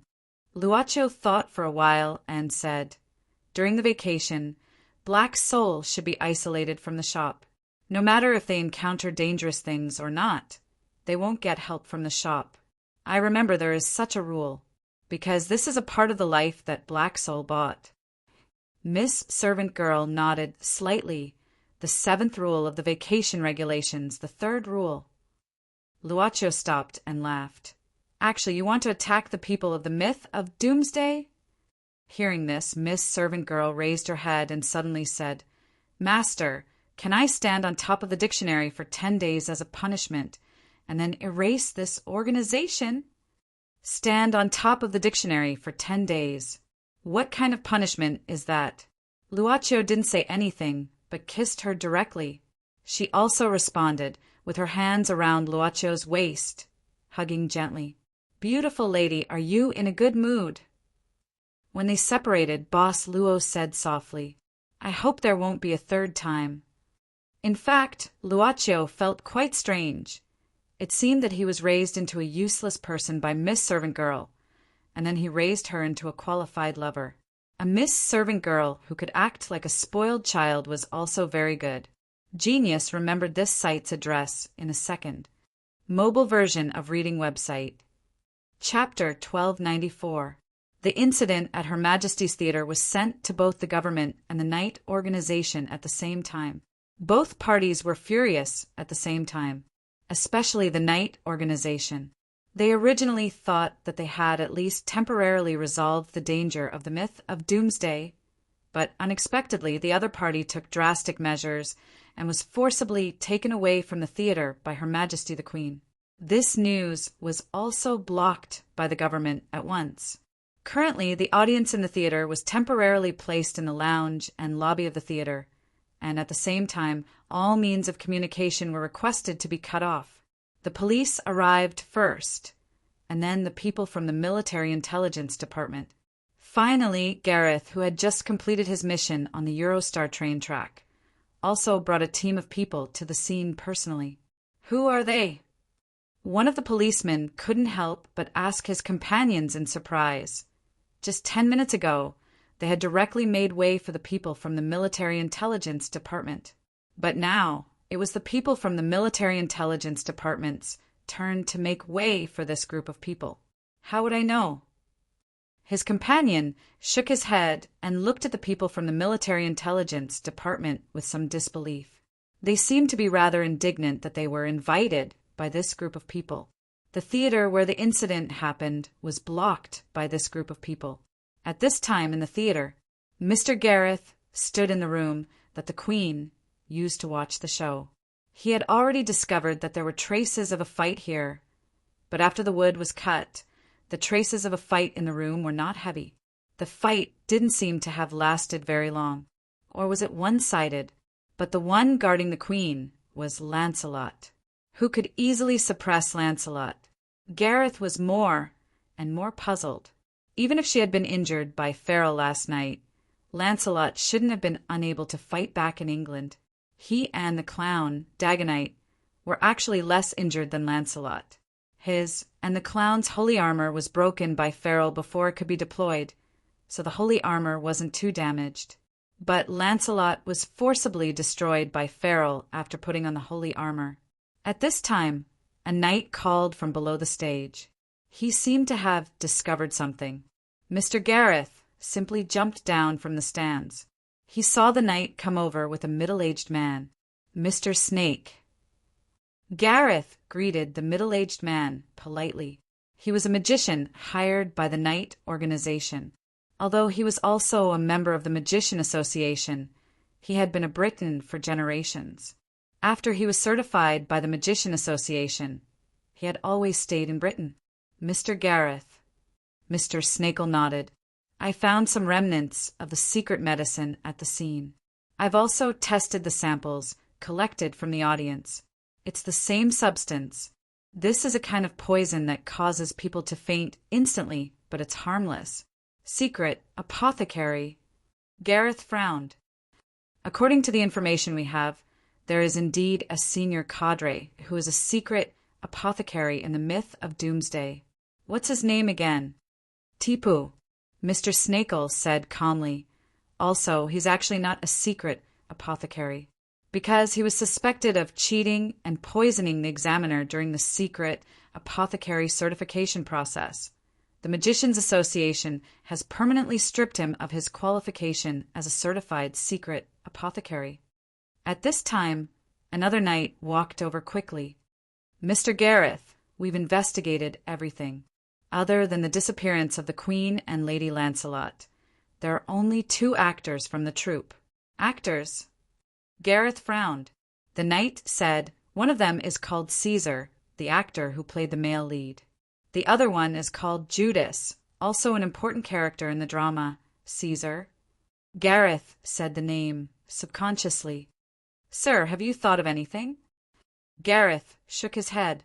No, I don't have a clue. Oh, right, Mr. Snakel, can we use tracking magic? No. Mr. Snakel shook his head. I didn't find any useful medium here. I can't use tracking magic. Sorry, don't mind it. Gareth patted his shoulder, but he was at a loss. At this time, the phone rang. It was a call from the Knights organization. Gareth picked up the call immediately, then his expression changed slightly. Really? What? 1 day's time, before dawn tomorrow. Number 10 Downing Street. He was so angry that he suppressed the urge to smash the phone.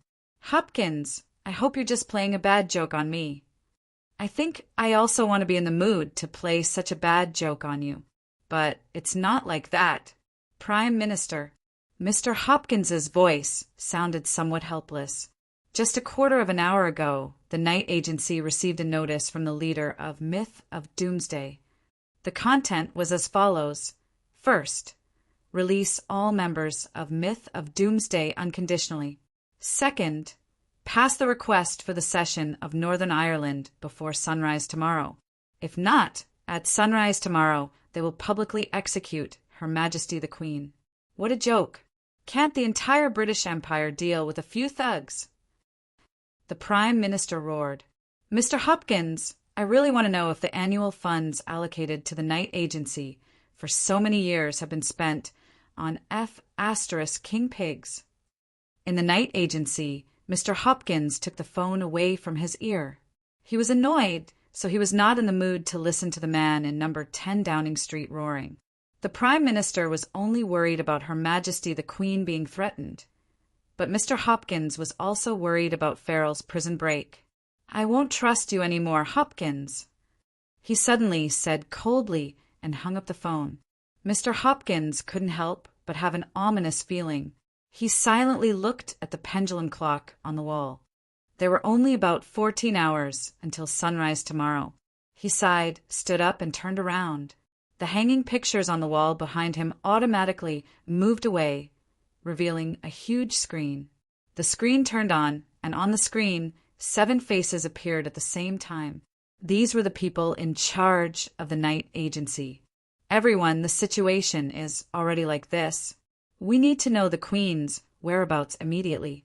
If we allow the enemy to publicly execute Her Majesty this time, it will be the most terrifying and ridiculous joke in the history of our country. Speak, Hopkins, what is your decision? Mr. Hopkins took a deep breath and said seriously, activate the Holy Grail. On the screen, everyone instantly fell silent. A strange aura, even through the screen, seemed to slowly fill the air due to the conversation between the 8 people at the head of the meeting. Finally, on the screen, an old man slowly said, Hopkins, you should know that the Holy Grail is a trophy seized from the war 100 years ago, but it is forbidden to be used. Using the Holy Grail requires a sacrifice, don't you know? Tomorrow we may see a country in chaos. Mr. Hopkins sighed, so Hopkins Pendragon, the descendant of the great King Arthur, will use the absolute command once and ask the Knight Agency to obey one of my orders. Hopkins, are you serious? Everyone on the screen was shocked. Hopkins, the absolute command is an honor bestowed by the Knight Agency to the descendant of King Arthur. You can only use it twice in your life. Mr. Hopkins didn't speak, but slowly unscrewed the silver carving on his wristband. After unscrewing the silver carving, there was a mechanism inside. From a small gap below the carving, a gem slipped out. Mr. Hopkins held this gem high. The people in charge of the night agency on the screen all stood up at this time. "Yes, I have decided," Mr. Hopkins slowly said. "With this as the proof of the royal power, I will use the absolute command once." "Yes, Your Majesty." This was probably a place similar to a prison, and it was made of stone which seemed to be quite old. Her Majesty didn't know where she was finally sent to. When she opened the black cloth bag, she was already in this place. At the same time, Lancelot was also locked in this place. "I'm sorry, I didn't do my job well." Lancelot slightly lowered her head. "I let you be in such a vicious environment." Her Majesty didn't panic, as Lancelot imagined, but looked around the stone room. The only light was an oil lamp put down by the hijackers. This was a stone room about the size of a bungalow. "In fact, it's already very good. At least there's a place to sit. But they took away my pet, which I can't accept." Her Majesty smiled and sat down. The chair was made of wood, so it was obviously not very comfortable. Lancelot frowned. The Queen's calmness was out of her expectation. "Your Majesty, aren't you afraid?" Her Majesty smiled. "I'm afraid, but I'm afraid of the future, not the current prison." "You're a great person," Lancelot suddenly said after a moment of silence. Her Majesty slightly shook her head. She could still bear this kind of suffering. Back in the day, she had been locked in a place even narrower than this stone room.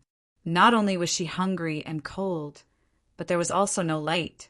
For 3 days and 3 nights, she was almost going crazy under the punishment of that respectable yet terrifying tutor, compared to the punishment she received when she was young because she couldn't meet the tutor's requirements.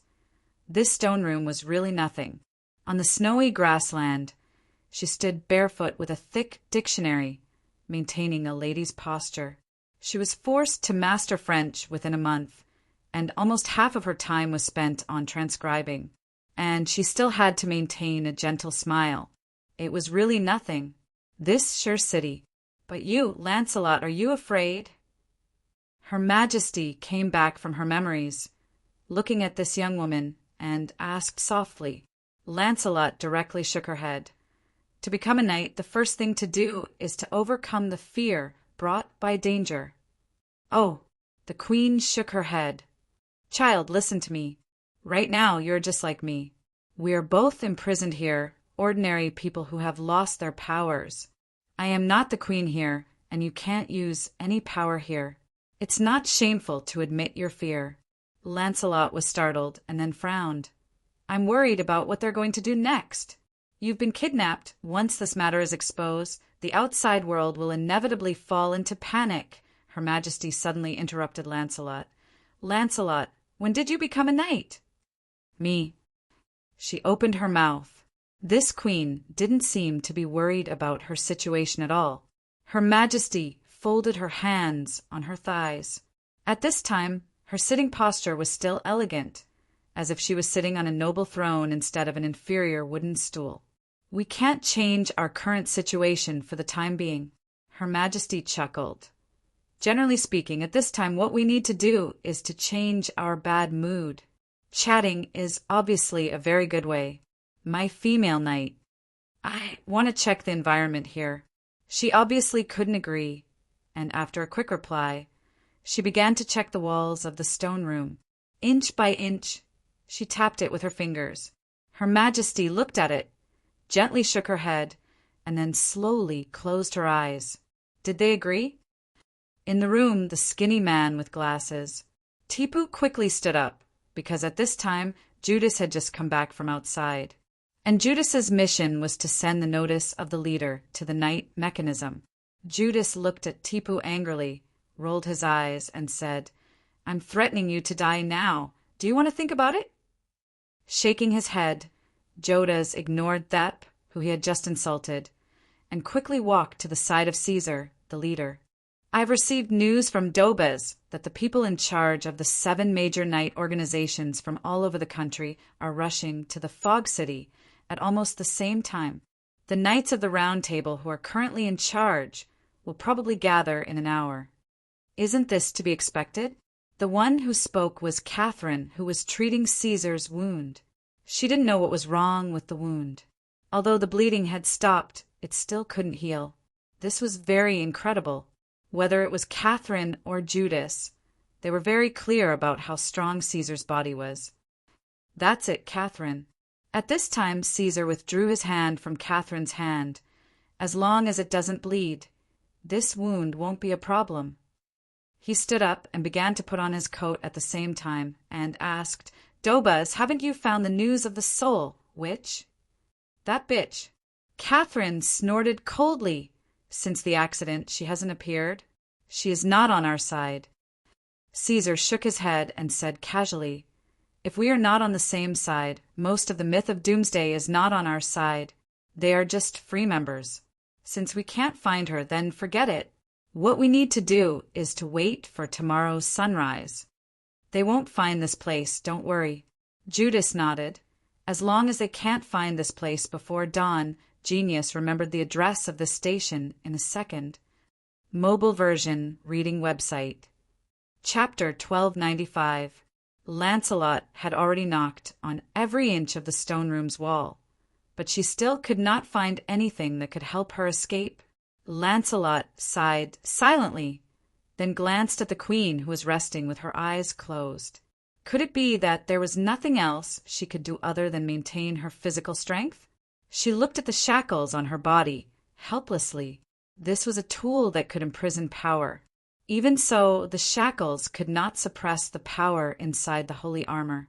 Calculating the time, the self-repair of the holy armor should be completed soon. The key was how to break the shackles on her hands. Also, how to deal with the holy armor on Catherine Nicomeda, Guinevere's repentance. Lancelot du Lake, the first generation of the Knights of the Round Table, once fell in love with King Arthur's queen, Guinevere. In the end, it led to a tragic ending of Love is a Ray of Light. The result was that King Arthur died in the Battle of the Sword Fence, and the queen entered the monastery to repent. As for the first generation of Lancelot, she did not see her lover again until she died. Legend had it that the holy armor, Guinevere's repentance, had the ability to completely restrain the holy armor of Lancelot du Lake and the indestructible Light of the Lake.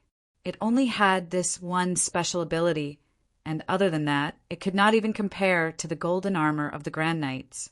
It was not that the person who made the holy armor deliberately added such an ability, but it was just a vow that the first generation of Lancelot made to her own sword before she died.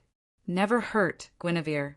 Later, it evolved into a situation where the indestructible Light of the Lake could not attack the holy armor, Guinevere's repentance, which was the so-called complete restraint.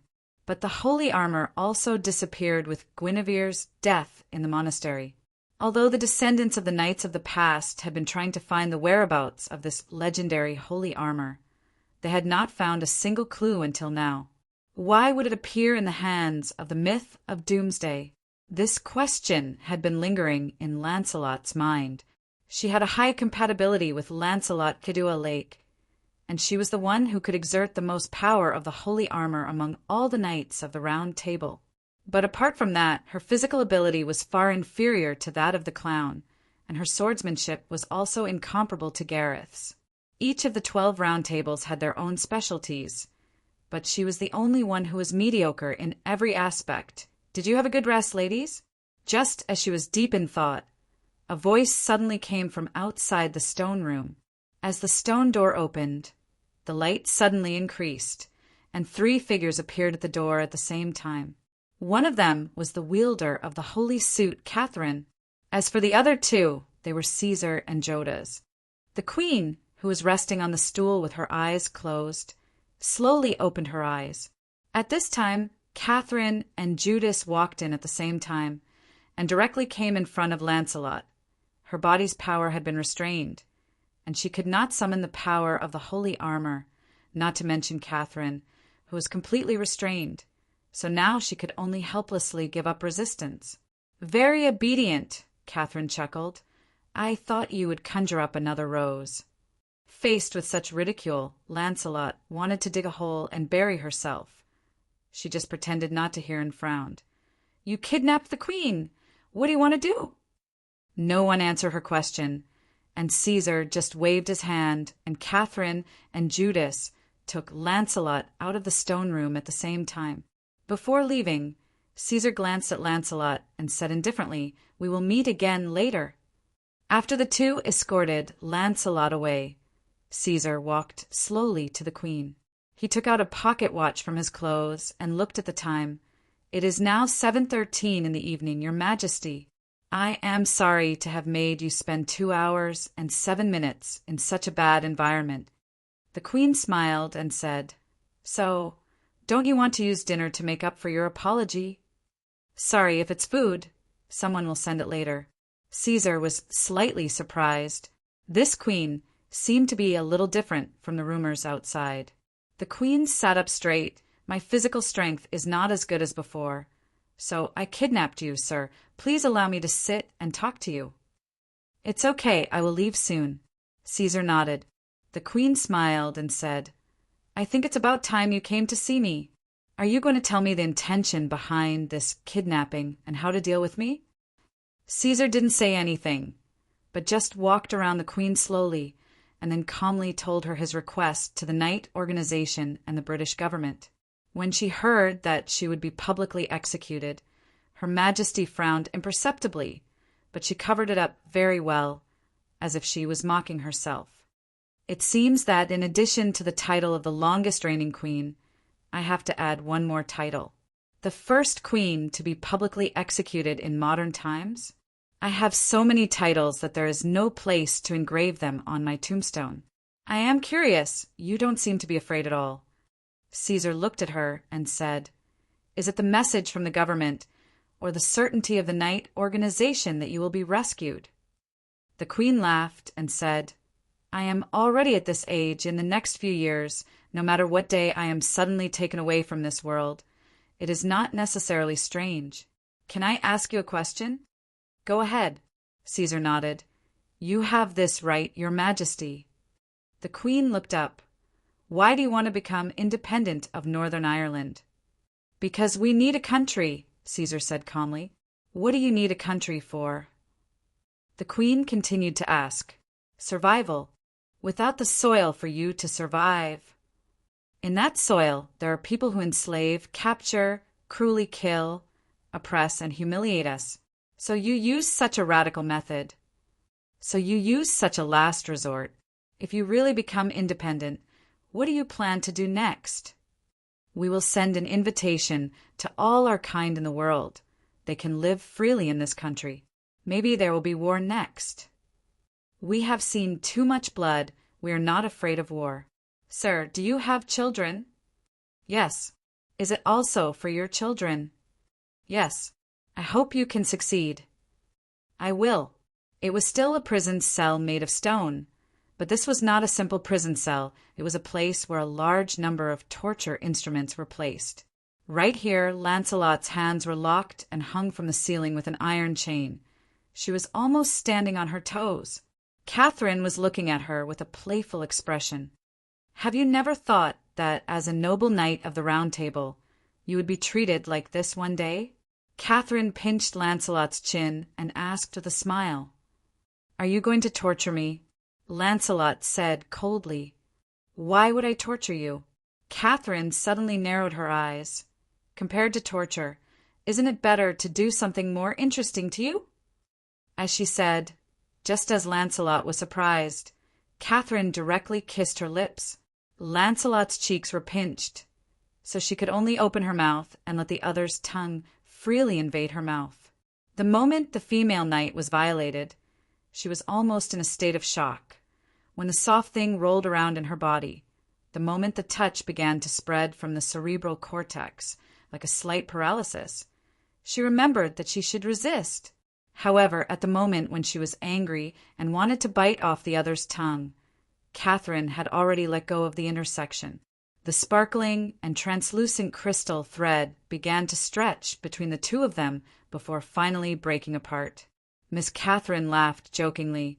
"What a childish kissing technique! I have seen your profile. You're 25 years old. Haven't you experienced a man? Do you want to be like the Holy Maiden and always be pure? What did you feed me?" Lancelot only felt something sliding down her throat. This was something that was forcibly put into her mouth when the other party violated her. A kind of parasitic imprint worm. This is a filthy thing that a magician family in East Asia has studied for nearly half a century. As for its function, you will know soon. As Lancelot was saying, Catherine violently tore her collar. The white shirt collar was torn to the chest, and the buttons fell to the ground. Her white shirt was finally completely torn apart, revealing her body with only underwear, her towering breasts and her well-trained lower abdomen with clear abdominal contours. Catherine's finger pointed at Lancelot's throat and slowly slid down from there. "I heard that even those who inherit the Knights of the Round Table are not able to fully utilize the power of the inheritance. Generally, they can only reach the initial fusion stage, which is unable to fully fuse with the holy armor. They need to wear at least a part of the holy armor on their body to be able to activate its power. Only those who reach the second stage can achieve the level of fusion. At this time, the holy armor and the knight's body have already merged into one and will not fall off unless they die." Her finger finally stopped at Lancelot's abdomen. At this moment, Lancelot suddenly felt an intense cramping pain coming from her abdomen. This degree of pain even made her break out in a cold sweat in an instant. Her breathing was rapid. She really wanted to cry out in pain. "Looks like it is starting to take effect." Catherine narrowed her eyes at this time. The holy seal of the 12 Round Table, Lancelot du Lake. A golden seal slowly appeared on Lancelot's abdomen at this time. This is your plan." Lancelot endured the pain. "To deprive me of my power?" "This is just the beginning." Catherine smiled. She did not take any further action against Lancelot, but slowly stepped back until she reached the door. When the door of the stone room opened, outside the door, Caesar came. Caesar glanced at the situation in the stone room and asked directly, "Are you ready?" Catherine wrapped her arms around Caesar's neck and leaned her body against his. She blinked and said, "How are you going to reward me?" "Are you going to marry me?" Caesar asked suddenly. "What?" Catherine was suddenly startled. At the moment when she was distracted, Caesar released her hand and walked directly to Lancelot. Catherine's face flashed with ecstasy at this time, and then she followed him. The effect of the seal worm is very good. It seems that this Japanese magician family is really capable. The holy seal will be temporarily peeled off from her body soon. Feeling this man's gaze on her, Lancelot could not help but shudder. This man's eyes seemed to be desolate. You are their leader?" Lancelot asked weakly. Every second of the holy seal peeling off was extremely painful. "My name is Caesar," Caesar said slowly, "but in your information, there may only be the name Oberon." "Caesar?" Lancelot frowned. Catherine smiled and said, "To be precise, Caesar, the descendant of the elf king Oberon, born by Julius Caesar and the legendary witch Morgan Le Fay." "Legendary witch Morgan?" Lancelot's face showed a trace of horror. "Could it be, just as you think, it is the man that your knight organization first called the king, the half-sister witch Morgan? So strictly speaking, he also has part of King Arthur's bloodline." At the same time, Catherine took off Caesar's coat. "How?" Lancelot was shocked. Catherine sneered. "Now you know why we want to take the holy seal from you, right?" At this time, Caesar directly stretched out his hand and pressed on Lancelot's abdomen. "The power of Lancelot the Lake is temporarily mine." The pain when the holy seal began to peel off was 10 times more intense than when the imprint bug took effect. The pain finally broke her nerves and defeated her endurance. The fear of the holy seal being taken away finally made her let out a shrill cry. For a whole half an hour, this kind of scream continued in the stone room. When the holy seal representing the power of Lancelot the Lake appeared on the back of Caesar's hand, Lancelot was almost in a state of collapse. Her body was naturally hanging down, and because of the pain, saliva began to flow from her lips. Caesar looked at the hand with the holy seal and then gently clenched his fist. A gray light instantly enveloped his whole body. The dark gray armor vaguely emitted a dark purple glimmer.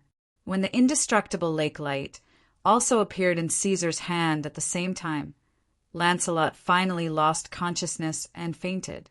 Ignoring Lancelot's situation at this time, Catherine looked at Caesar with concern and asked eagerly, "How is it?" The third stage of unification is still a bit difficult, but it's almost enough. Caesar dispersed the holy armor on his body and put on his coat again. He glanced at the unconscious Lancelot and said indifferently, "Send her back to Her Majesty and also send some food." "You are still too kind." Catherine shook her head. Fog City Night Mechanism. Sir Puskins Manor. On the lawn of the manor. The strong wind bent the grass, and the sound of the spirals spinning was very loud. A helicopter was slowly descending at this time. At the same time, in the sky, there were several other helicopters that were planning to descend. An old man, supported by 2 attendants, slowly walked over from the helicopter. At this time, Knight Gareth, who had been waiting here for a long time, quickly came forward and greeted this old man. This old man was the person in charge of the Birmingham Night Mechanism. At the same time, there was a bearded man behind the old man. Gareth also greeted, "Tristan, I haven't seen you for a few months. Your beard is still so beautiful." "Don't give me that." The bearded man glared at Tristan, who was also one of the 12 knights. In his hand he was carrying a black box. The box was even connected to Tristan's wrist with handcuffs. Looking at the box, Gareth slightly narrowed his eyes. He then looked at the other helicopters that were preparing to descend. The people in charge of the other night mechanisms were sitting on them. At the same time, they were also responsible for transporting the other keys. Only by gathering the keys of the various night mechanisms could the secret room where the Holy Grail was placed be opened. Genius remembered this site's address in 1 second. Mobile version of reading website. Chapter 1296. At 8 in the evening, the first car quickly drove into the suburbs. In a large field of farmland, the bulletproof car stopped in front of a hill.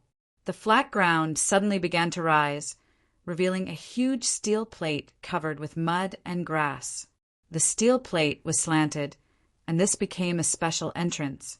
The bulletproof car drove in. Not far ahead, there was a stone mountain. After entering the ground, there were lights and a straight asphalt road. After walking for about 200 meters, there was a huge gate.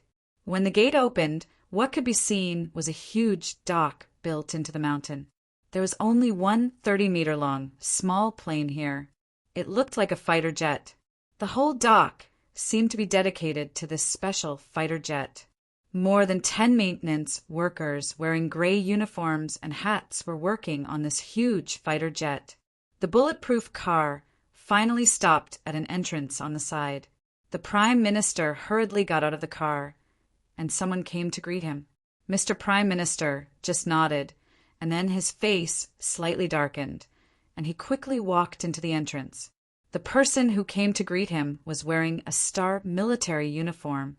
In terms of military rank, he was obviously not low. "Are you ready?"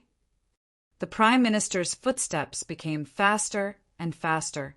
The officer next to him quickly followed and said quickly, "After receiving your call 30 minutes ago, we started preparing, but we are still in the adjustment stage. It is estimated that we will need another hour to reach the best value." 1 hour is too long. Try to shorten it."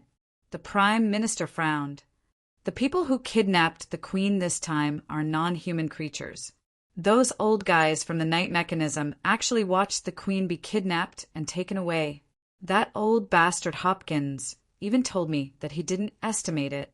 These guys are still unreliable. We can only rely on ourselves. While speaking, he and the officer had already taken the elevator and finally arrived at a control room. From here, they could see everything in the dock. All the people in the control room stood up at the same time and saluted the Prime Minister. "Let's get to work." The Prime Minister waved his hand, then took off his coat and pinched up his sleeves. At the same time, he took the earphones from the staff. "Set the screen to the adjustment room. Let me see the status of these warriors." "Yes." On the console of the front screen, a woman wearing a military uniform quickly typed. Soon, a set of images appeared on the screen. The scene of the so-called adjustment room. There were a total of 20 machines that looked like huge game cabins and CT scanning machines. They were neatly placed in a huge and empty room. On each of these machines, there were people wearing tight-fitting combat suits. Some were men, some were women. They were all very young, around the age of 20. How beautiful! The Prime Minister looked at everything on the screen. This is our own strength. It's time to show this strength in front of those arrogant knights. Mr. Prime Minister, even if the soldiers in the army are adjusted, we still don't know where the Queen is hiding. Although he had great confidence in everything in this base, this officer had to consider some inhuman factors at this time. "Don't worry, I can find the Queen's location." Mr. Prime Minister said confidently, "All right, as long as this crisis is resolved, then in the future, the matters of the inhuman domain will no longer be exclusive to the night mechanism. Ancient glory, this group of stubborn old fogies who have been controlling us. It's time to consider retirement." As he spoke, the Prime Minister took out a black box about the size of a cigarette box. He looked at the officer and said, "Use this to track the source of the signal. It can help us lock onto the correct location." This is... The officer was slightly startled, as if he thought of something. Could it be that the Prime Minister had been secretly tracking the Queen's movements and installed a tracker on her? "It's not her." The Prime Minister waved his hand. "Don't think too much. Do as I say. I don't care if it's the end of the world or the myth of tomorrow. Before tomorrow's sunrise, I want this group of thugs to never see the dawn again."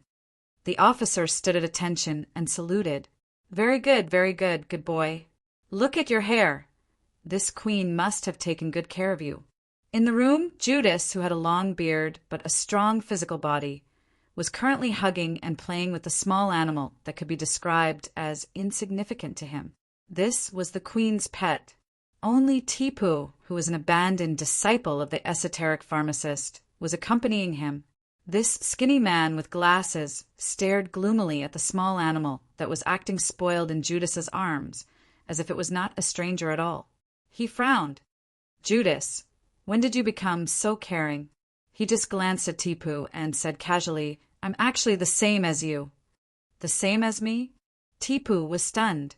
Judas looked at Tipu, who was sitting in front of the table and arranging various bottles and jars as well as various props. "You esoterics need to prepare so many props for a battle. You can't be careless every time, right?" "Yes, this is common sense." Tipu nodded. Judas said calmly, "I'm different. I only use my fists to fight, so it's enough to keep my mind calm. This way I can calm down." "Isn't it because you're essentially a cat-stroking and poop-scooping officer?" Tipu complained. "You should at least take out your gloves and wipe them so that I can feel that you're actually preparing for battle. Why are you so nervous?" Judas shook his head instead. "Although tomorrow is very important, it's not like we haven't experienced life and death before. Is it because of that female esoteric pharmacist in the theater?" There was a reason why Tipu was so angry that he did not hesitate to show up.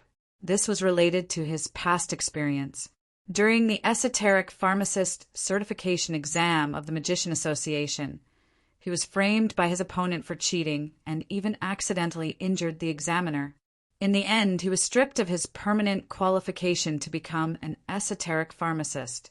In the theater, the female esoteric pharmacist casually said that he did not even want to become an esoteric pharmacist apprentice.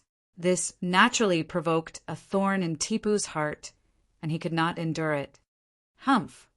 Tipu frowned slightly. If she dares to show up again, I'll definitely let her try the power of my 10 secret potions. I advise you not to complicate matters. Judas shook his head. From the situation in the theater, that couple should not be interested in our matters. Tipu, the world is very big. Although the leader is very strong, there are definitely people more powerful than him. That invisible barrier, did you see it? Even the leader's full-strength punch couldn't break it, and he injured himself instead. Perhaps he only has the power to defend, but he's only a weakling. Tipu snorted coldly. There's so many defensive items. Doesn't the Magician Association have the burning 7 circles, which is known as absolute defense? In addition, I heard that the 13 vampire clans also have secret treasures. They pass on the blood glory, used by the vampire ancestor cane, which is also known as a divine artifact that cannot be broken by physical attacks. Judas smiled bitterly. Please, the things you mentioned are either legendary artifacts or priceless treasures. If it's so easy for us to find one, then I should have considered buying a lottery ticket before sunrise. Maybe I could have won the prize. That way, even if I fail tomorrow, I should still be able to enjoy my old age. Useless old thing. Brat. In fact, Tipu was not very old. Although he looked middle-aged, his body had been corroded by a lot of toxins due to long-term contact with secret potions, so he looked much older than normal. In fact, Tipu was only 17 years old this year. He was once known as the most talented genius in the last 100 years in the magician world. Yes, he was only 17 years old this year. Bickering was probably a way to relax. Suddenly, the sound of a harmonica was heard outside the house. Outside, under a tree, Caesar was sitting on the grass, playing the harmonica, and Catherine was leaning on him, looking at the moonlight and the clouds in the night. When Lancelot woke up, her lips were wet. When she woke up, she found herself lying on the ground with a coat under her. It was the one Her Majesty was wearing. At this time, the Queen was using a wet handkerchief to moisten her lips. She even rested on the Queen's lap. Queen, how can I let you? Lancelot struggled to sit up. The Queen pressed her body and blinked. Look, child, you're not even as strong as an old woman. Why are you still trying to be brave? But Lancelot opened her mouth. The Queen smiled and said, When I was young, I participated in the war. Although it was just a support group for women, I still have some experience in taking care of the injured. Although I haven't done it for many years, I'm still a bit rusty. Your right hand seems to be seriously fractured. Was it caused by them? I can only help you fix it. After all, the conditions here are limited. Lancelot struggled to raise her arm. There were 2 pieces of wood wrapped around her arm with cloth. Apparently, the wood was taken from the wooden chair. No. Lancelot shook her head. The fracture of her right hand happened earlier. 1 day ago, her right hand was holding the light of the indestructible lake. It took a direct hit from the legendary most powerful knight, Farlier. Not only did the sword break, but the power of the shock also broke her hand. Thinking of the light of the indestructible lake, she thought of the matter of being deprived of the power of inheritance. Her eyes couldn't help but dim. It seems.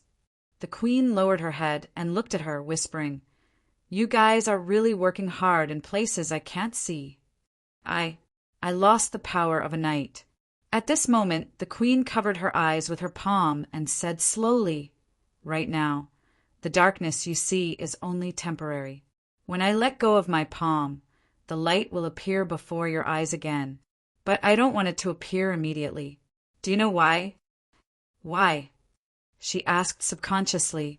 The Queen said, Because the darkness can calm you down. You can't see your weakness. So, you can cry as much as you want. But when the light appears, you need to be ready. Child. Lancelot didn't say anything. Merely, the queen was able to feel the wetness from her palm. At this time, the sound of a musical instrument came from outside the stone room. It was the sound of a harmonica. The queen recognized it. Her left hand was still covering Lancelot's eyes, but at this time her right hand was holding something, a black card. This was the card that the queen gave to her when she met the respected and terrible teacher in the theater. Little Elizabeth, if you encounter something you can't solve, make a wish to this card, and your teacher will appear. But, correspondingly, you have to pay something precious. Teacher. The queen was lost in thought. It was already 8 o'clock in the evening when they came out of another theater. They didn't see the complete Turandot for more than 10 minutes, but the club owner and the maid duo successfully watched the famous Phantom of the Opera. The weather in this month was still very cold in the streets of Fog City. Many passers-by were wrapped in clothes, walking in the wind. Of course, for the club owner and the maid, they didn't feel the cold. It was indeed elegant. Miss Maid's dress today. But didn't it look a bit thin? Master. Suddenly, Miss Maid felt the cold. It was the kind of cold that she personally experienced. She couldn't remember the last time she felt this way when she was weak. The only person in the world who could cause her body to become like this without being aware of anything was probably her master. I suddenly found that the stronger I am, the more interesting things I can't feel. Luaccio just smiled, then held Miss Maid's hands, put them to his lips, and blew hot air on them. He gently rubbed them to bring heat. For example, like this. Luaccio smiled. Do you think I'm too bad? You can be worse to me. Luaccio smiled without saying anything. He took off his coat and put it on Miss Maid. Although it was a bit loose, there were many similar situations on the street. Those lovers who were in love were probably like this. The street was very lively. Miss Maid, wearing her master's coat, leaned on Luaccio, holding her handbag, and walked silently with her head down. Then they stopped before the performance of the street artists. It was a street band. The reason why Boss Luo stopped was that he saw a former customer. It's Mr. Chung. Did he come here to study music? Miss Maid looked at him with slight surprise. It was an Oriental young man who was holding a guitar, playing and singing. He was playing and singing in the crowd. Wearing a cap, he played and sang a song called Remember Me.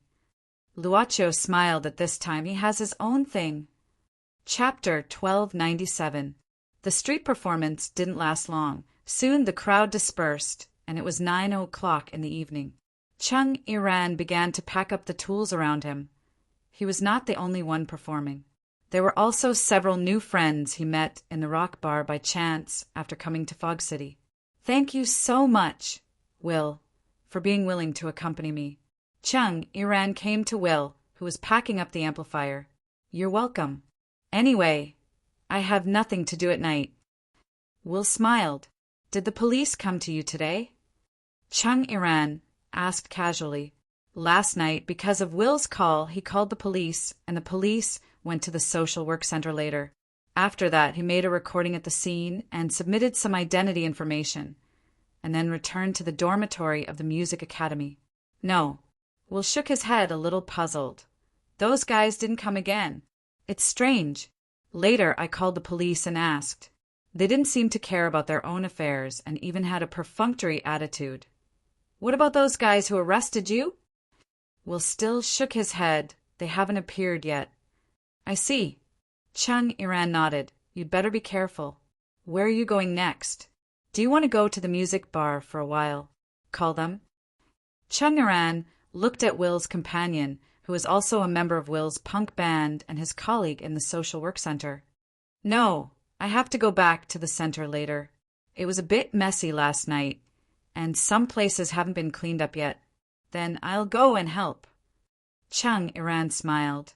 Take it as a thank you for accompanying me tonight? Oh, that's great. Ching, can you cook some fried noodles for me while you're at it? I really love your Chinese food. The companion next to him hurriedly shouted happily.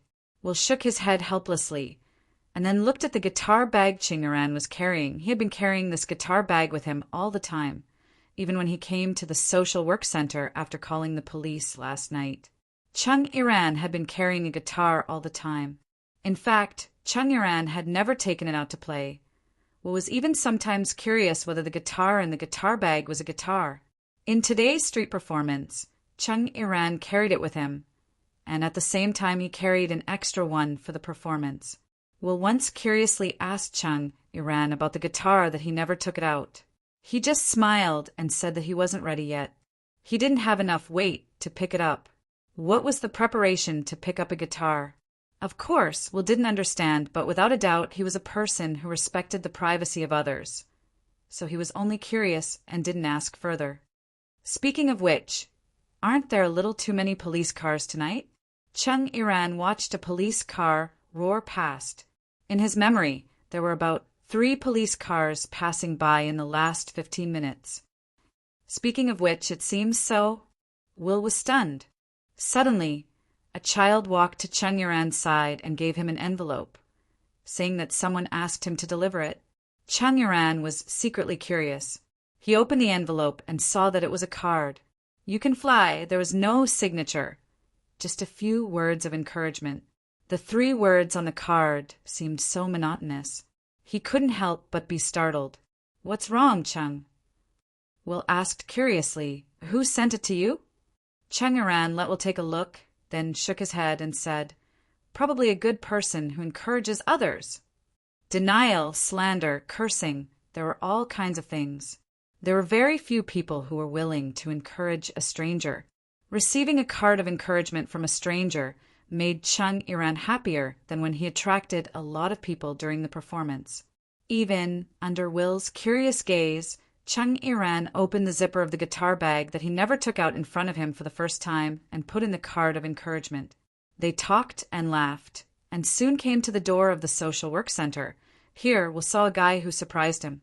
He was wearing a black jacket and was leaning against a motorcycle, looking around. "Mr. Klein?" Will was very curious as to why this motorcycle rider would visit, and from the looks of it, he seemed to have been waiting for quite some time. The person waiting outside the social work center was indeed Knight Klein, who was ordered to rest in the Knight organization. "I happened to be free today. I thought of the child yesterday and was a little worried, so I wanted to come and see." Klein quickly explained his reason. That was the truth. Because of his superior, Mr. Garrett's order, Klein was unable to participate in any action of the Knight organization. But he was a person who couldn't stay idle. He couldn't just put on a red and blue mesh tights and transform into a superhero in a movie to fight crime. As a knight, he had always disdained to deceive others. "I'm afraid you'll be disappointed." Will couldn't help but sigh. What happened? Klein frowned. His intuition told him that something had happened. Actually, a pair of siblings, and wearing a black windbreaker. After listening to Will's description, Klein seemed to have thought of something subconsciously, but he didn't confirm it. "Will, can you tell me in detail the specific characteristics of those guys? How should I say, it feels like a gang, but it doesn't really look like one. Because I remember they said that after the matter was done, they wouldn't appear in front of me again. I also feel strange."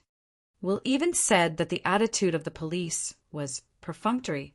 This made Klein even more convinced that Will might have met a member of the Knight organization last night. But why did they want to catch a child? Siblings. Could it be one of the orcs who went missing at the dock yesterday? Klein couldn't help but feel annoyed when he thought that he might have missed an orc who went missing in the incident. Sure enough, he was still too young. "Hey, you guys stop chatting," Will's colleague suddenly asked. "Will, besides us, who else is going to be on duty tonight? Why is the light inside on?" In fact, it was only one of the rooms in the center that was lit up. Just as everyone subconsciously looked at it, the door of the room suddenly closed. Vaguely, they seemed to see a figure hurriedly flashing by. Could it be the people who caused the destruction last night? Chung Iran said, subconsciously, "This." Will opened his mouth. "I'll go take a look." Surprisingly, Klein said quickly, and without waiting for anyone's reaction, he directly jumped up the wall next to the door. Yes, he jumped up. It was similar to the climbing of parkour, but it was obviously more relaxed. Cool. His colleague was amazed. Will could only hurriedly open the door. This motorcycle rider, is there something wrong with his brain? In the dark corridor, Klein tried his best to soften his footsteps, and at the same time, he tried his best to listen to all the sounds. He really did feel that someone was hiding here. Come out. I already know where you are. There is no need to hide. He tried to make a sound to make the other party nervous. However, Klein did notice that there was a pair of amber eyes looking at him from the beam of the dark corridor. Suddenly, the owner of the amber-colored eyes pounced on the young knight from behind. Klein felt the approaching danger, and at the critical moment he turned around and crossed his hands in front of his body. He only felt a huge force hit him, and he had no choice but to quickly retreat. In the corridor he only saw a blurry black shadow, which was constantly jumping. Klein was secretly shocked. This time he really met an inhuman. His arm bones were faintly aching. He was injured by the group of demons yesterday and hadn't recovered yet. But at this time he didn't have time to report to the night mechanism and ask for backup. He could only face the danger head-on. Klein quickly adjusted his breathing and concentrated on observing the movements of the agile black shadow. But at this time a bang sounded. The corridor was instantly lit up as if it was daytime. The first thing Klein saw was a girl who was currently raising her arm high. But the moment the light was turned on, the girl's arm suddenly stopped. What are you doing? When the light was turned on, the girl stopped her attack, and Will's puzzled voice was heard. The next moment, the girl quickly retreated all the way to Will's front. Klein was about to shout for her to be careful, but he was stunned by the girl's next move. He saw that the girl didn't want to attack Will. Instead, she stood in front of Will and looked at him with a fierce and vigilant expression. Rather than saying that she wanted to hurt Will, it was more accurate to say that she wanted to protect him. Who can tell me what is going on? Chingaran was the last to arrive with a confused face. She looked at the scene in front of her, and then she also looked at the girl who was posing. When she was about to say something, she saw a swinging tail behind the girl. Things, this tail is real? Mr. Chin, what are you doing? In the corridor, to be exact, in the corridor outside the presidential suite of the Song Dynasty Hotel in Fog City, Peter Chan, who was in charge of receiving him this time, was sneakily sticking his ear to the door, as if he was eavesdropping. Don't be noisy, I'm listening. I'm listening. Peter Chan suddenly closed his mouth because he recognized the voice that asked him the question. Master Chiu, good evening. The moonlight tonight is so beautiful. Ahahaha. The moonlight tonight is indeed very beautiful. Luocho nodded and casually looked out of the window. Then, Mr. Chin, what did you hear? This. Peter Chan quickly said. Listen to the movement of the rats. Master Chiu, you don't know. Today is our hotel's anti-rat day. You don't know. These rats are very smart. I don't know what they eat to grow up. I see. Luocho smiled and nodded. Do you want to go in? No, I'll just listen. Yes, I've listened. Master Chiu, don't worry. There is absolutely no problem with your room. It's very hygienic and safe. At the same time, Peter Chan didn't hurry to move aside and made a gesture of inviting him in warmly. However, he was quite confused. He didn't see Master Chiu go out all day, so why did he suddenly come back from outside? And his female companion also came back, and it seemed like she just came back from shopping. But in the afternoon, didn't the cleaner say that she saw the two of them sunbathing on the balcony of the suite?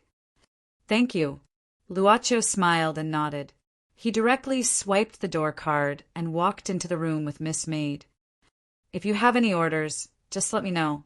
Master Chiu, I am here 24 hours a day. Thank you. But I think, Mr. Chin, it's better for you to rest. No trouble, no trouble. Peter Chan hurriedly smiled apologetically. But in his mind, he was thinking about what happened when he reported the information to Miss Ng last night. Last night. What, a sexy women's sailor suit in a smaller size? Did he really want this? Song Ing, who was applying a facial mask, suddenly opened her mouth and the mask fell off. She muttered in disbelief. I didn't know. That woman looks so dignified, but she actually knows how to seduce men, tut. Miss Ing? Miss Ing? What are you talking about? Oh, no. You did well, Chin. Peter Chan, right? Well, you did very well. Keep up the good work. Ing put on a new mask and then said casually, I want to know what they said, what they ate, what they did, and how long they did it. The more detailed, the better, okay? Okay. How long did they do it? Just do it. Don't talk so much nonsense. Yes. The door of the room closed slowly, and Peter Chan's thoughts were pulled back from the video call last night. Then he happily approached the door and put his ear to it. Unexpectedly, the door suddenly opened. Peter Chan felt his ear was burned by something fiercely, and he immediately screamed like a pig being slaughtered. Miss Maid was standing outside the door, holding a kettle used to boil water. She then covered her mouth in surprise. Mr. Chin, why are you still here? Did I hurt you? The water is cold. I was going to throw it away. It hurts. It doesn't hurt. It's okay. Ha, it's okay. Peter Chan forced himself to smile, but in his heart he was crazily complaining. This is the hotel's presidential suite, miss. Are you kidding me by coming out to pour water? And the water is boiling. How can you say it's cold? Genius remembered this address in 1 second. Mobile version of reading website. Chapter 1298. Retorting back was impossible. Chin, Bide, quickly left with his tail between his legs. He had no choice but to leave. His ears really hurt from the scalding, and he urgently needed something, like a burn ointment. When Miss Maid returned to the room, Boss Luo was opening the light screen he used to observe the food. Several different light screens were arranged in an arc in front of him. Facts are really wonderful. Luochio suddenly sighed. Yu Yi glanced at the images on these light screens, knowing that her master was talking about what happened in the social work center. These two little guys probably don't want to bother you anymore. Miss Maid smiled. After all, for them, their master is still too mysterious, and they will be afraid and worried. Well, who is this? Hearing Miss Maid's slightly puzzled voice, Luochio glanced at the leftmost light screen, which was the scene of a helicopter. You know him? Luochio asked curiously. I just expanded according to the relevant concept. Who is this? Mordred, Yu Yi thought and said, one of the 12 knights of the Knight Mechanism, and also one of the survivors of the war 100 years ago. In the early days after the war, he was crowned as a hero. Basically, his name was praised in the non-human world of Euroland, and he was called the most powerful knight in history. His strength even surpassed the first Mordred. You fought with him? Luochio looked up and asked curiously. Miss Maid shook her head, no. At that time, the former owner created a place with the concept of a castle as the base camp of the Black Soul envoys. The war happened in this castle, and the previous owner was in the hidden layer of the castle. It's a pity that in the end, they didn't manage to break into the hidden layer. Instead, they slaughtered a batch of inferior Black Soul envoys that the previous owner temporarily transformed. Then why did they think they had won? Luochio was more curious. Miss Maid smiled and said, because before the hidden floor, the last gatekeeper is number 31 and Kintaro. At that time, more than half of the subjugation crusade troops were killed before they managed to send number 31 back to the Ark of the Covenant. Although they suffered some injuries, they still had a good time. However, the overall combat strength of the subjugation crusade had been reduced to less than 20%. The previous shop owner saw that there was no point in doing so, so he ordered Kintaro to retreat. After that, the punitive forces destroyed the castle. After looting some things, they declared victory. Well, it seemed that the previous generation's bad taste was even worse than his. Spoils? They are just some useless trinkets that were cleared out from the storehouse to make space. Of course, in order to make the effect more realistic, The previous generation also put in a few valuable items. It seemed that the last few treasures had been divided among the leading forces of the punitive expedition. Therefore, there's actually no loss. Master, please rest assured. Luaccio changed the topic without changing his expression. What about Knight Mordred? Miss Maid looked at the helicopter flying in the night sky on the light screen again. She recalled and said, probably past the passing line of a transcendent. At that time, he could have fought with Kintaro for a few rounds.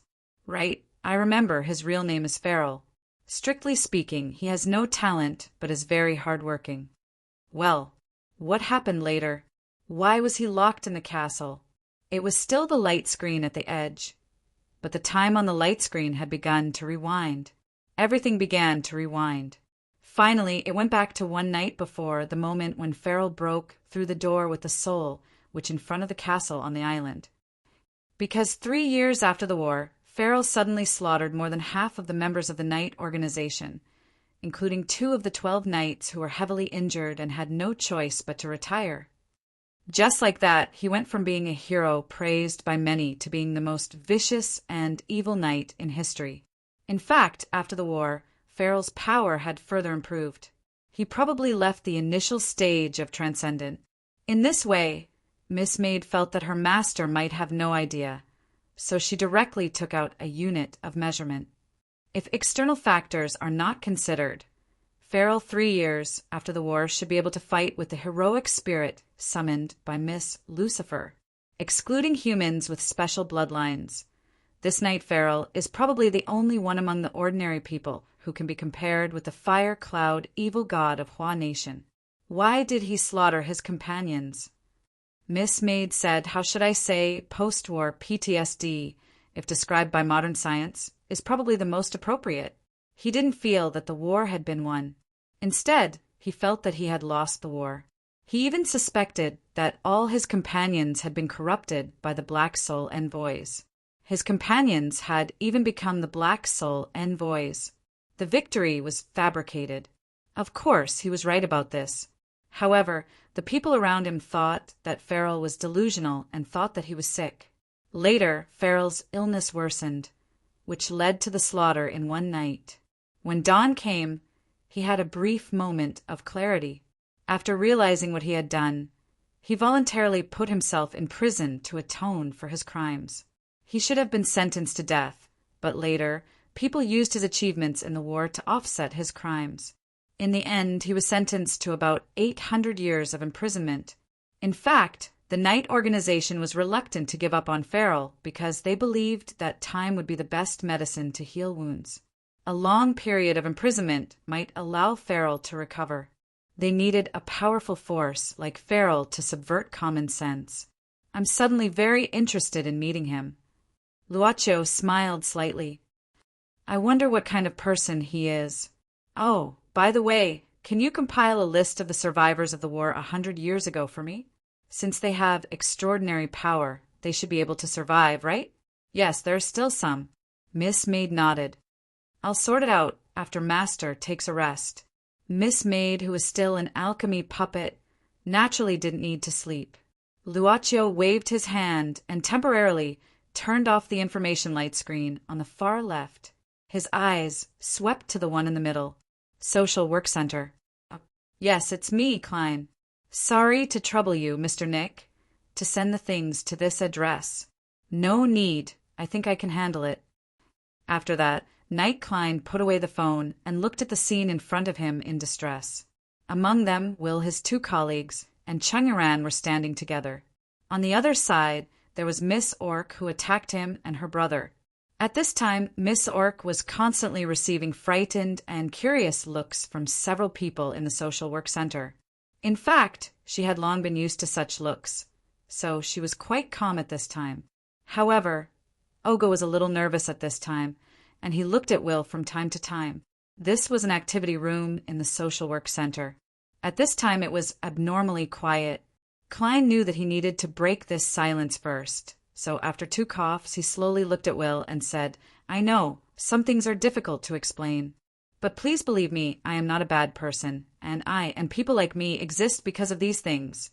Did you understand what I'm saying? I know. Like the Avengers, right?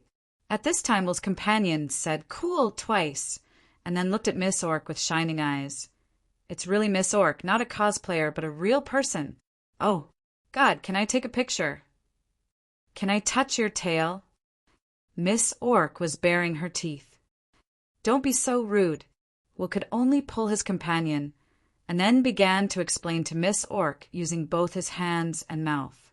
In the end, he gave up on using body language, took out his phone, and began to use the translation software. Should I say that I'm insensitive, or that I have a strong ability to accept? Klein smiled bitterly in his heart. In the past, he had heard many seniors who had become official knights and could go out on missions alone mention that occasionally he would meet ordinary people who not only did not have any resistance to non-humans, but even excitedly asked about it. This time he met one. The young knight was still thinking hard about how to deal with this matter. Fortunately, because of the sudden appearance of Will and the others, there was no real fight between him and Miss Orc in the end. After that, he explained his origins. Thus, under the doubtful attitude of the Beast Woman, the scene of everyone being in the same activity room happened.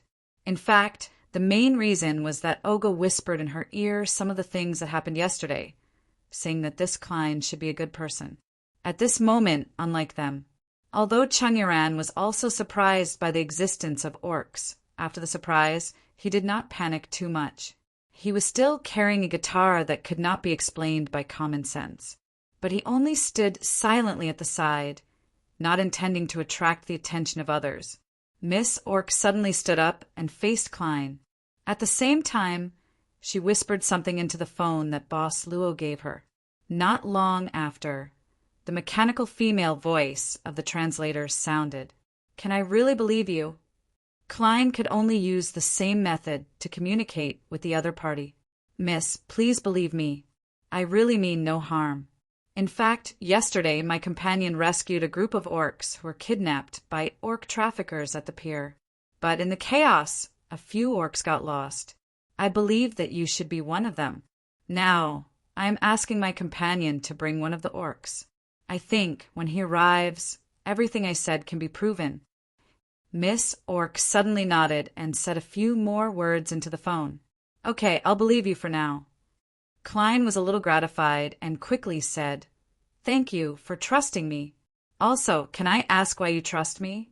Are you moved by my sincerity? Knights must be sincere. This was the valuable experience that Mr. Gareth taught them. I can hear people's heartbeats. Miss Orc said indifferently, People who lie will have slight changes in their heartbeats. I can hear it. That's it. Klein was disappointed for a while. So it was not my sincere gaze? Sure enough, my practice is still not enough? This time, there was no translation. Miss Orc just nodded. Klein showed an awkward smile, and then came in front of Will and the others. Mr. Will, I'm sorry for scaring you tonight. If possible, please accept my apology. Will and the others looked at each other. How could they say it? In general, this guy on the motorcycle was quite old-fashioned. No, it's nothing. Will shook his head. Actually, I think that if those guys last night were like you, there wouldn't be so many things after that. I'm really sorry. Looking at the motorcycle rider bowing 90 degrees to apologize, Will and the others couldn't hold it anymore. Will could only wave his hand and say, Oh, right. How about we get something to eat? I think everyone should be hungry, right? With that, Will quickly winked at his companions and Chung Yuran, meaning to let them leave now. Obviously, Will didn't really want to prepare food. He intended to use this excuse to let them leave first. Oh, yes, I'm hungry too. Let's go and get something to eat. Let's go, Chung, come and help. His companions were about to open the door. Unfortunately, Clay stood in front of the door and said apologetically, I'm sorry, everyone. For the time being, I can't let you out of my sight. According to the rules of the Knight organization, any ordinary person involved in inhuman matters must be under our surveillance. Of course, we won't invade your private property and safety. So, please cooperate with me. Fight. They couldn't win, so they had to come back embarrassedly. After that, the activity room became quiet all of a sudden. Chang Yaran suddenly walked to Will's side and asked in a low voice, "Will, this child, is he the talented child you told me about last night?" Will nodded. This might be a topic that could ease the atmosphere. Yes, you must be amazed. This child is really a genius. Suddenly, Olga left his sister's side. Under the surprised gaze of Miss Beastman, he walked to Will's side and gently pulled up the corner of his shirt. Will looked at him with a face full of surprise. Olga seemed to be saying something. Seeing Will's puzzled gaze, he finally took out his harmonica and played a song quickly. "You want to finish learning the song from last night?" Will seemed to understand. Olga seemed to understand too, so he nodded lightly. His face was slightly red, bashful and shy, but his eyes were full of anticipation. Will swallowed his saliva, at the same time telling himself loudly in his heart that this was a boy. Boy. Boy. Baidu search 81 Chinese website. No advertising message. Chapter 1299. Fog City, outside the city, in Sir Puskins Manor. Inside the night organization, in front of a huge round table, people were sitting around it. They were all the people in charge of the night organization. At this moment, in front of them, there was a similar box. This place was heavily guarded because outside the round table conference room, except for Lancelot, who had been kidnapped, all the current 12 round tables were guarding here. In addition, there were nearly 30 grand knights and hundreds of elite knights. "Let's begin," Sir Puskins said softly, and first opened the box in front of him. He took out a green gem the size of a pebble. At the same time, the people in charge of the night organization also took out the same thing from the box in front of them almost at the same time. After that, Sir Puskins unscrewed the carving on his cane and then inserted it into a small indentation on the table in front of him and turned it. The sound of gears turning was heard, and the floor in the center of the round table opened at this moment. A king statue holding a sword slowly rose from the floor. The stone sword held by the statue had circular indentations on the blade, which corresponded to the gem held by each person in charge. When the gems seemed to be attracted by something, they automatically flew out from their hands and inserted themselves into the indentations of the stone sword. Everyone held their breath and carefully watched this scene. Although I have always known of its existence, I have never really seen it since I took over. I didn't expect that I would be able to see it in my lifetime. The one who spoke was an old man who was much older than Sir Puskins. His eyes were blurred, and he didn't blink, staring at every change on the statue. Crack! Suddenly, a light sound startled everyone. They saw that the king's statue, starting from the head, had split open and scattered in all directions, like the blooming of flower petals. What was revealed in the end was a small stone, and in the middle of that stone was a simple stone cup. This is the legendary Holy Grail. The crowd, who had never thought that the Holy Grail would look like this, suddenly felt an indescribable sense of disappointment. Perhaps in their imagination, the Holy Grail should be more precious. Perhaps it didn't need to be too gorgeous. At the very least, it should make people feel that it was extraordinary at first glance. However, this silence only lasted for a few seconds. After a few seconds, the Holy Grail on the stone platform suddenly trembled. A large number of cracks even appeared on its body. Sizzle, sizzle, sizzle. After an intense tremor, it completely shattered. A dazzling golden light filled every corner of the room in an instant, causing them to be unable to open their eyes. After their vision had adjusted, they once again looked at the Holy Grail in bewilderment. After that, they could no longer conceal the excitement in their hearts. The Holy Grail in front of them was the real deal. It was as if there was boundless magic. Even if one looked at it, their souls seemed to be drawn. Before their eyes, they could not help but see the scene of the kingdom of heaven. Peace, happiness, contentment. The feeling of happiness that a human should bring filled their hearts in an instant. A strange yet infatuated smile of contentment involuntarily surfaced on their faces. Cluck, cluck! A knocking sound suddenly rang out at this time. This time, everyone suddenly quivered and woke up one after another. They saw that this was the sound of Sir Hopkins knocking on the table with his cane. "Everyone, please keep quiet," Sir Hopkins slowly said, as if he didn't see the crowd's loss of composure. Everyone heaved a sigh of relief. "The grape cup of the Last Supper, legend has it that it even once contained the blood of the Holy Son, a magical cup that can fulfill any wish." The old man muttered to himself, "Everyone, this isn't the Holy Grail in the Bible, but something created by that sinful place 100 years ago. It only has the name of Holy Grail, but it's definitely not a holy object." An old woman frowned at this time. It's written very clearly in the literature that a sacrifice is required to activate it. Speaking of the sacrifice, the willpower of the other person in charge of the night mechanism weakened a little. At this time, the person who was still infatuated with the cup on the stone platform seemed to have woken up from a dream, and cold sweat broke out all over his body. "So, Hopkins, the Holy Grail has been taken out. What are you going to do with the most important part, the sacrifice?" Facing everyone's gazes, Sir Hopkins took a deep breath and slowly said, "It needs to devour souls to activate. Of course, it's impossible to devour the souls of living people. So this time I'm going to use something else. In fact, it's best to use prisoners on death row as sacrifices. But unfortunately, the death penalty has been abolished now. Someone suggested, maybe we can try to use those super criminals. Anyway, our relationship with the Magician Association is a little stiff now, so we don't need to hand over those wanted criminals to them." Sir Hopkins shook his head. "After those criminals were captured, the Magician Association has been simultaneously notified. If we don't take them out now, it'll arouse their suspicion. Even if it's because of the country we were once allies 100 years ago, so there's no need to really make our relationship cold. Then what are you going to do? What other good sacrifices do you have? Are you going to use the heroic souls of the Heroic Soul Palace?" Sir Hopkins waved his hand and calmed everyone down. Maybe it's fate.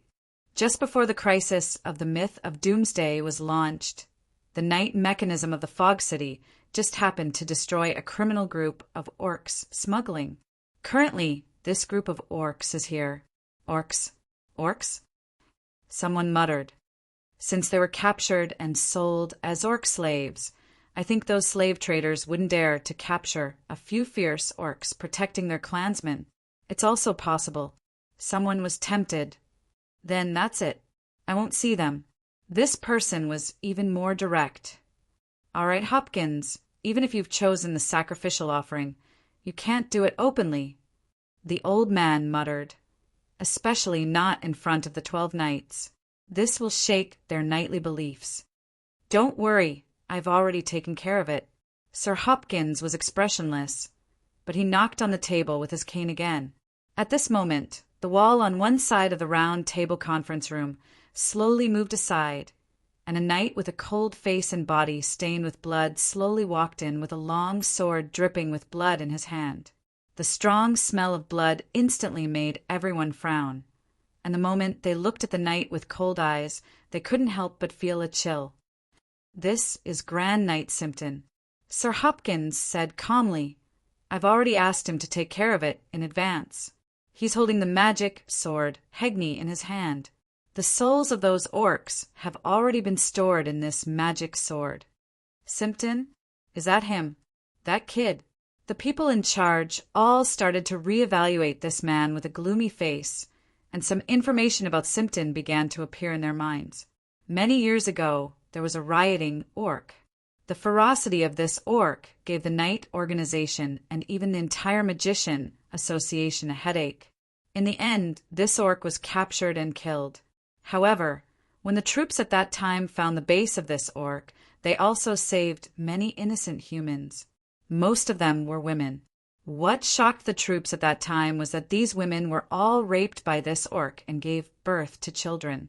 These children were all used for all kinds of experiments. Even after they were saved, These children were basically broken. It seemed like there was only one conscious child left.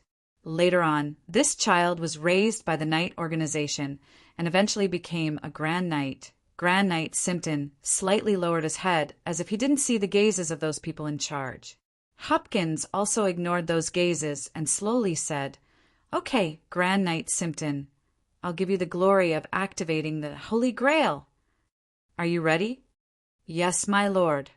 Grand Knight Simpton raised his sword and saluted. Then he slowly walked to the table where the Holy Grail was placed. He placed the tip of his demon sword on top of the Holy Grail. Blood began to pour out of the blade and drip into the Holy Grail. The power of the Holy Grail will increase according to the number of sacrifices. Sir Hopkins said with a serious expression, "There are 43 orc souls here. It's impossible for the Holy Grail to directly solve this crisis. What do you plan to do, Hopkins? The root of this chaos is the Doomsday Myth organization." Hopkins said directly, "We need all the information about this organization, including the name list of their members and their location. Only by eliminating them from the root can we prevent something like this from happening in the future." Drops of blood dripped down from the demon sword. When the cup was almost half full, the Holy Grail once again emitted a bright light. At the same time, an ancient parchment scroll slowly appeared in front of Sir Hopkins. "Paid to the madam. $5 million. Of course, a prompt like this wouldn't appear. What appeared was just a prompt in a format similar to this. The general content was, "You have received a sum of normal souls. Quantity, 43. In Boss Luo's mind, he once again heard the lowly voice of the altar that he imagined. "Why do I suddenly feel like I found $100 in the pocket of someone's clothes that I haven't worn in a long time? Master." Miss May didn't understand why her master suddenly said this. She slightly tilted her head, and her hair fell down. "Ah, don't move. This position is not bad." Boss Luo, who had written a maxim for himself, decided to do a lot of things. At the same time, he didn't want to be trapped in endless transactions. Therefore, he restrained himself from the time-wasting activity of observation all the time. Inside the room, Miss Maid and her master were starting an activity called photography. After all, it was a long night. Without a mobile phone or a clock in the dark stone room, the only thing that could judge the time was probably the human body's perception. The Queen felt a little tired. It should be past her usual sleeping time. Lancelot didn't lie down. When the Queen's palm was released from her eyes, she had recovered a little. She used the fastest time to eat the food sent by Caesar to replenish her strength. She seemed to be a different person, but she seemed to be the same as before. The Queen smiled and looked at Lancelot's actions at this time. "Is this useful?" The Queen couldn't help but ask curiously. Lancelot was holding the shackles on her hands and began to grind on the floor of the stone room. A lot of stone powder had been ground out. Lancelot said seriously, "This kind of shackles was developed by the Magicians' Association. It is specially used to imprison extraordinary power. It is made of a special alchemy mineral called hammerstone, but it has basically been eliminated now. In fact, there are still many of these tools left in the Knight's mechanism. Although it is very convenient to imprison extraordinary power, it is not strong. There was once a prisoner who broke the chain in this way." "I see." The Queen nodded with relief. "In your opinion, how long will it take to break it?" Lancelot shook her head. "It's hard to say. At that time, the prisoner seemed to have spent more than half a month to break it. However, it's better to have a way than not. We can't keep waiting for rescue. Your Majesty, can you please pay attention to the outside? If someone is coming in, I want to stop this." "All right, child. I'll help you keep an eye on it. Trust me, I can do it." The Queen was still smiling happily. However, more than half a month. The Queen couldn't help but smile bitterly in her heart. She didn't tell Lancelot that Caesar would execute her before sunrise. The Queen didn't intend to deny Lancelot's efforts at this time. Instead, She slowly walked to the door and pretended to listen carefully to the sound outside. Oh, it seems that someone is really coming. The queen quickly turned around at this time. Lancelot quickly lay on the ground, covering the stone powder that was ground out.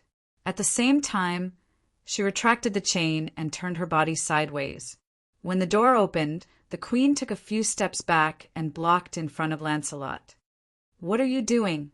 The people who came in were Judas and Catherine. Catherine looked at the queen suspiciously at this time. Her Majesty was neither salty nor indifferent at this time, with the anger and sarcasm of an imprisoned person. "Ladies and gentlemen, don't you know that this kind of cold place can easily make me sick? If I don't stand up and move around, it is very likely that I will be cold. I ask you to give me a better treatment." Judas frowned. Obviously, he hated this so-called aristocratic behavior. "Then I hope you have enough exercise. Otherwise, it will be colder when it is late at night." "You rude people." Her Majesty immediately scolded angrily. Catherine just sneered, but did not care. Instead, she looked at Lancelot on the ground. "This girl, is she still not awake? What did you do to her?" Her Majesty continued to scold angrily. "Let me see if she is dead or not." Catherine sneered and was about to walk past the queen. Unexpectedly, Her Majesty frowned at this time and stopped her, continuing to scold angrily. "You have already made her like this. Do you still want to hurt her? As the Queen of Great Britain, I ask you to stop this rude behavior immediately." "Bad old woman." Catherine snorted lightly. "Forget it." Judas said indifferently, "Caesar just asked us to take a look. There is no need to argue with her. How about this, Your Majesty, if you feel cold, I will send you a blanket later. I also ask for a pot of hot tea, and it is best to bring more fresh milk. I need fresh milk to sleep peacefully. Do you think this is a hotel? Damn old woman. Do you still not know your situation? Women always make things difficult for other women." Judas shook his head, reached out, and pulled Catherine out. "Well, there is no fresh milk, but I can send you some hot water. If there is nothing else, just stay here." After the door was closed, Her Majesty slowly breathed a sigh of relief. She leaned against the door and listened for a while, then said, "Well, they should have gone far. Child, am I right? I can do it well." Only then did Lancelot sit up and gratefully look at Her Majesty the Queen, who stood in front of him. "Can you hear anything?" Her Majesty suddenly frowned at this time. Lancelot was startled and listened attentively. She seemed to hear some sound coming from outside. The air seemed to be trembling slightly. A huge fighter plane was slowly descending from the night sky at this time. Chapter 1300. Obviously, even the Queen and Lancelot, who were in the stone room, could hear the sound. It was impossible for the members of the myth of Doomsday not to be alerted. What happened? Catherine and Judas were the last to come out. When they arrived, Caesar and Tipu were already standing outside. A huge shadow appeared in the sky. The flickering lights on it finally allowed them to vaguely see its appearance. "This is—" Judas immediately frowned. At this time, a rapid beast cry was heard. It was the Queen's pet, who was now crying out in fear at the huge monster in the sky. It seems that the other party is not incompetent. Did they find it? Judas could not help but feel a little worried. It was reasonable to say that this place should be shielded from all magic sensing means. They were even confident that they could safely wait for the arrival of the next day's sunrise. But in fact, not to mention the sunrise now, there was still more than an hour to midnight, and it was still within today's time. "Leader?" Tipu at this time hurriedly looked at Caesar at this time. Caesar said indifferently, "You guys leave with the Queen. Leave this place to me. Let's meet at the agreed place." But Catherine grabbed Caesar's arm with one hand. He just looked at her with a smile, and took out the harmonica from his chest and handed it to Catherine, and said softly, "Help me keep it safe. As long as it is here, I will definitely come back." Catherine was silent for a while, and finally nodded. She knew very well the meaning of this harmonica to Caesar. This was a relic left by his deceased wife, and she had been taking it with her all the time. She cherished it very much. If I don't see you before dawn, I'll drop it. You remember this. Catherine suddenly tiptoed and bit Caesar's shoulder hard, and then rushed into the house without looking back. You be careful. Judas quickly said, Leader, we will wait for you. Tipu also hugged Caesar. They all left. Caesar took a deep breath. He looked at the faintly discernible holy seal on the back of his hand, and then looked up at the huge black shadow in the sky. The holy seal is not moving, isn't it a night mechanism? Above the night sky, inside the huge fighter jet, a row of more than 20 young men and women wearing tight blue combat suits were sitting in 4 rows. On the screen, the Prime Minister's appearance was reflected in their sight. He encouraged all the young men and women there with a high-spirited tone.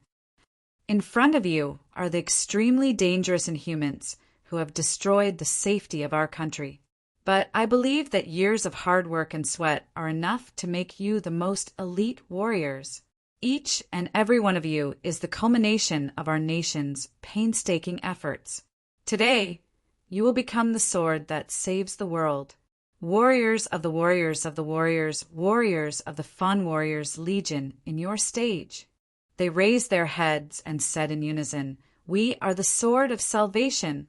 We are the warriors of the Warriors Legion. As they spoke, their seats began to move.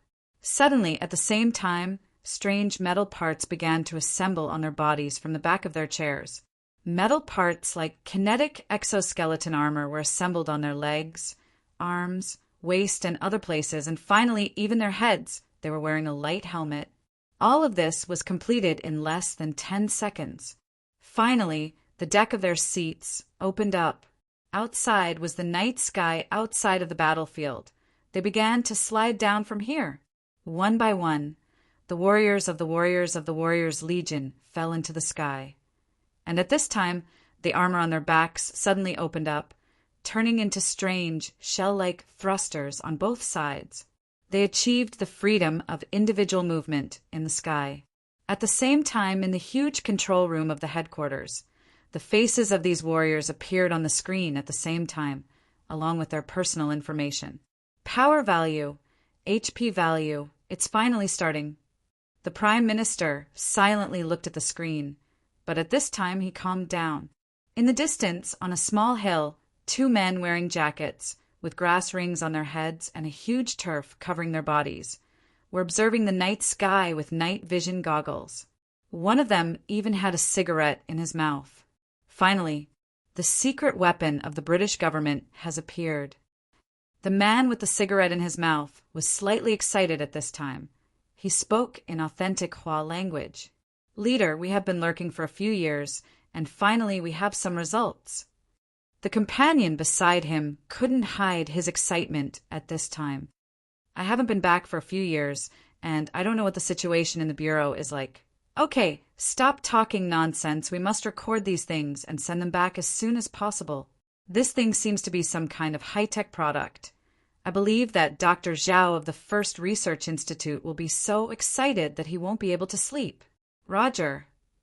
In the courtyard in front of the old monastery, Caesar stood alone with his hands behind his back, looking at the figures slowly descending from the night sky with indifferent eyes. There was only one priest in this monastery, and the priest had even retired and was currently trapped in a room in the monastery. No one would have thought that Her Majesty the Queen of Great Britain would be locked in this inconspicuous monastery on the outskirts of Fog City. The number was 23. Caesar silently counted these guys in strange armor. They were all very young, and they were holding huge guns in their hands. At this time, 2 of them slowly landed on the ground. The shell-shaped armor wings on their backs slowly folded, and at the same time they pointed the guns in their hands at Caesar, making an aiming gesture, and said in a deep voice, "Don't move!" Caesar glanced at them indifferently and stretched out his hand from behind. But at this time, one of the 2 young men on the ground suddenly pulled the trigger of the weapon in his hand. A ray of light flew past Caesar's cheek at the speed of light, and at the same time, A loud noise came from behind Caesar. Caesar looked back and saw that the wall of the monastery had melted, leaving a big hole with a diameter of nearly 1 meter.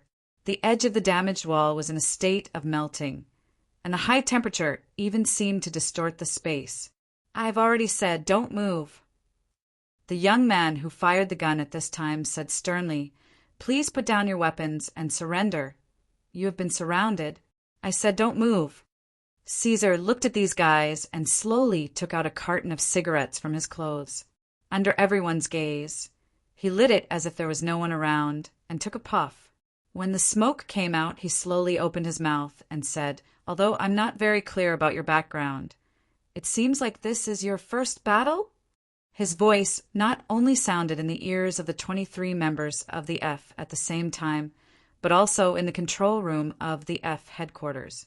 The Prime Minister, who had been observing, could not help but frown. "If I were you, I wouldn't appear with such great fanfare if your mission is to save people." Caesar said casually, "So, are you trying to show something? And you're in a hurry to show it. Take him down. Don't talk nonsense with him. Attack the monastery.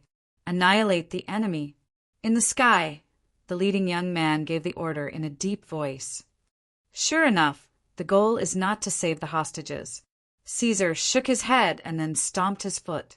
In the next moment, he appeared in front of one of the 2 soldiers on the ground and threw a punch. But the soldier reacted quickly and raised one of his arms. Caesar's fist hit the armor on the soldier's arm, but a small light shield spread out from the armor and blocked Caesar's fist. However, the soldier did not seem to be in a good condition. He took a few steps back and finally stood firm with the extension of the armor on his leg. His reaction is not bad. Caesar looked at this guy with some surprise, and then carefully looked at the armor on these soldiers. In the control room of the F base, the Prime Minister looked at this inhuman criminal with a sneer. He liked to see the shocked faces of these inhuman criminals. In order to deal with the extraordinary speed of these Inhumans, each of these special armors, called Dragon Cavalry, was equipped with more than 5 miniature high-speed video cameras, which could ensure that they could capture 360 degrees of movement without any blind spots from all directions. At the same time, in order to allow the user of the Dragon Cavalry to be able to deal with such terrifying motion capture, each user's body had been modified by a large amount of drugs and various technological means. Not only that, the Dragon Cavalry was also equipped with an auxiliary AI system, which could be used in both ways to deal with any special situation. And these were just the tip of the iceberg of the Dragon Cavalry armor technology. Tremble before the crystallization of mankind. Inhuman. Fire. Accompanied by the shout of the young man who seemed to be the leader of the F group, more than a dozen red light spots suddenly appeared on Kate's body. He seemed to be unable to react in time. He saw all the soldiers of the F group activate their weapons at the same time, and beam after beam of light crazily fell on Caesar's body. Boom, boom, boom, boom. The courtyard in front of the monastery was filled with smoke and dust. The terrifying, destructive power of the weapons was like the bombardment of RPG shells. But at the same time, the high temperature of the weapons was so high that even the soil was melted. After a round of fire that lasted for 20 seconds, the leader of the F group made a gesture to stop the fire. In the thick smoke, they all activated their imaging scans. In the crystal display in front of their eyes, they saw that Caesar's figure was motionless in the thick smoke. His body didn't explode. In the control room, the image of the scan appeared at the same time. At this moment, the Prime Minister looked at the figure that seemed to be moving in the thick smoke. The ground had turned into scorched earth, and amid the potholes, Caesar's figure walked out of the thick smoke step by step. He was like a traveler walking on the land of purgatory. The Baroque-style coat was already broken. Caesar tore it open casually, and the coat was directly broken. Seeing his appearance, the members of the F group raised their weapons and aimed again. 20 scarlet light spots converged on Caesar's body again. This must be a lie. After 20 seconds of fire, they only managed to destroy this guy's coat? I see. At this moment, Caesar patted the ashes on his coat. If it's at this level, most of the Inhumans wouldn't be able to block it. Then the only fate left would probably be a tragic death. Even I would be at a disadvantage if I were to fight with you guys like this. He shook his head and began to slowly unbutton his shirt. But at this moment, the members of the F group obviously didn't intend to wait. They started to design again. However, Caesar waved his hand to block. Or rather, he waved his hand to slap them. His arm seemed to have turned into a phantom, and it seemed to be faster than the speed of light. He actually easily swatted away the beams of light that were shooting at him. At the same time, he didn't stop his action of unbuttoning his shirt with his left hand. Finally, under the horrified gazes of the F group, Caesar blocked this round of fire. The weapons had to enter a short cool-down period, and Caesar finally took off his shirt, revealing a body that was close to the golden ratio, but didn't bulge. The shirt hung naturally on his palm, and he gently let go of his hand. Boom! The moment the shirt hit the ground, the entire earth began to tremble. The seemingly light shirt smashed a huge crater into the scorched earth. The cracks on the edges spread all the way to the entire courtyard of the monastery, and the walls fell down with a loud crash. The moment his shirt fell to the ground, Caesar's legs lightly bounced off the ground, and the ground split open once more. Once again, he appeared in front of the FS member who had received his first punch. This time, he once again threw a punch at him. With the high-speed camera and the assistance of artificial intelligence, the F group's member only succeeded in lifting his finger this time. Boom! With this punch, the F group's member didn't fly backward as expected. The armor in front of his dragon knight's chest directly shattered. Then his entire body directly exploded. Blood, mist drifted away. On the ground, only some fine fragments and blood clots were left. In the control room of the F group's headquarters, the Prime Minister suddenly stood up. His mouth was wide open, and his jaw seemed to be about to drop. It seemed like his eyes were wide open. The control room was dead silent. Moon Beast King? In the hotel, the psychic which was chatting with Farrell. After leaving the prison, the psychic which felt that the body of the Knight of Time was very smelly, so she insisted that he take a good shower and found a temporary hotel. After freshening up, Farrell's face looked better. Perhaps it was an illusion, but the spirit which felt that his flesh seemed to have grown a little, and he wasn't as shriveled as when he was in the castle prison. At this moment, Miss Julienne was cutting this knight's messy long hair, and they talked about some ancient knowledge. According to legend, only 1 out of 10 million orcs will be born as the Moon Beast King, and he will have the strongest power. Farrell looked at his face that was beginning to dry in the mirror, and he seemed to enjoy this spirit which cutting his hair. He continued, "Of course, this is just a legend, and I haven't seen it before." Chapter 1301. On the road in the wilderness, a black pickup truck was running crazily. In the back of the pickup truck, Her Majesty was hugging Lancelot and curling up in a corner. As for Jodez, he looked at the two of them expressionlessly. Lancelot had no choice but to maintain his unconscious state. At this time, they could vaguely hear the sound from the monastery. Catherine, who was driving, looked at the dark night sky in the rearview mirror from time to time. She seemed to be a little absent-minded.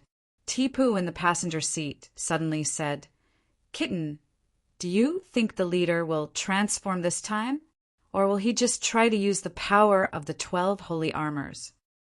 Catherine frowned and said, "It's better not to. Do you think Caesar is made of iron?"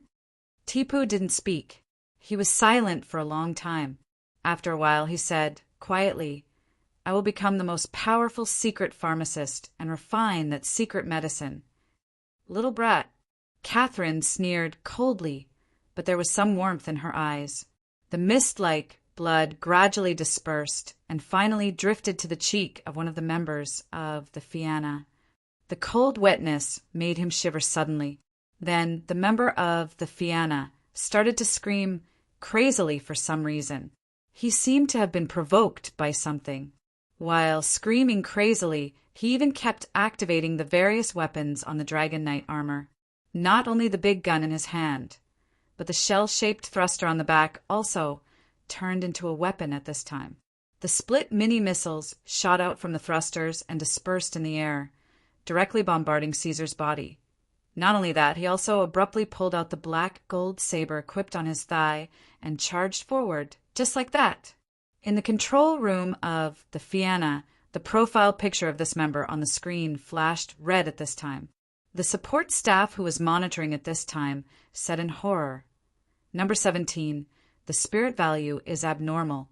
It has exceeded the alert value by 30%. It is in a dangerous state. How did it go over the warning level? Did you already adjust it?" The Prime Minister's hands were on the controls, and his mouth was wide open in shock before he finally let out an angry roar. Maybe it was caused by the death of one of their companions. They trained together and had a deeper relationship. So, the officer beside him had to guess and explain. Deep feelings?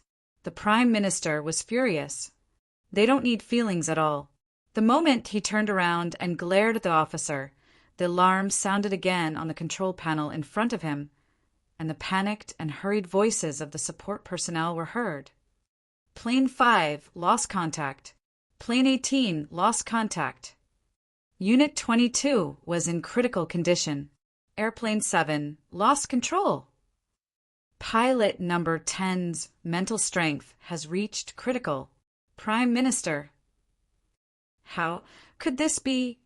On the screen, as the Dragon Riders were either destroyed or shot down one after another, the avatars of the members of the Fianna on the other screen quickly dimmed or flashed red. The Prime Minister's entire body was pale and powerless as he sat down in his chair.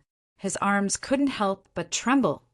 At the monastery, Caesar was holding a member of the Fianna and slamming him into the ground.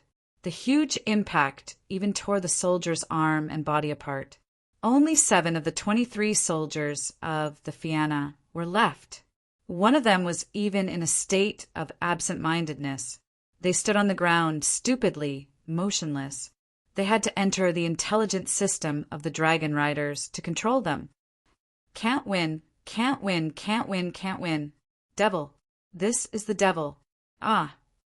He suddenly screamed in horror. As soon as he turned around, the shell-shaped wings of the propeller instantly spread out. The eruption of air pushed his body directly into the sky, toward the huge fighter. Caesar took a deep breath and took out the lighter from his trouser pocket. He held it tightly and then used all his strength. Boom!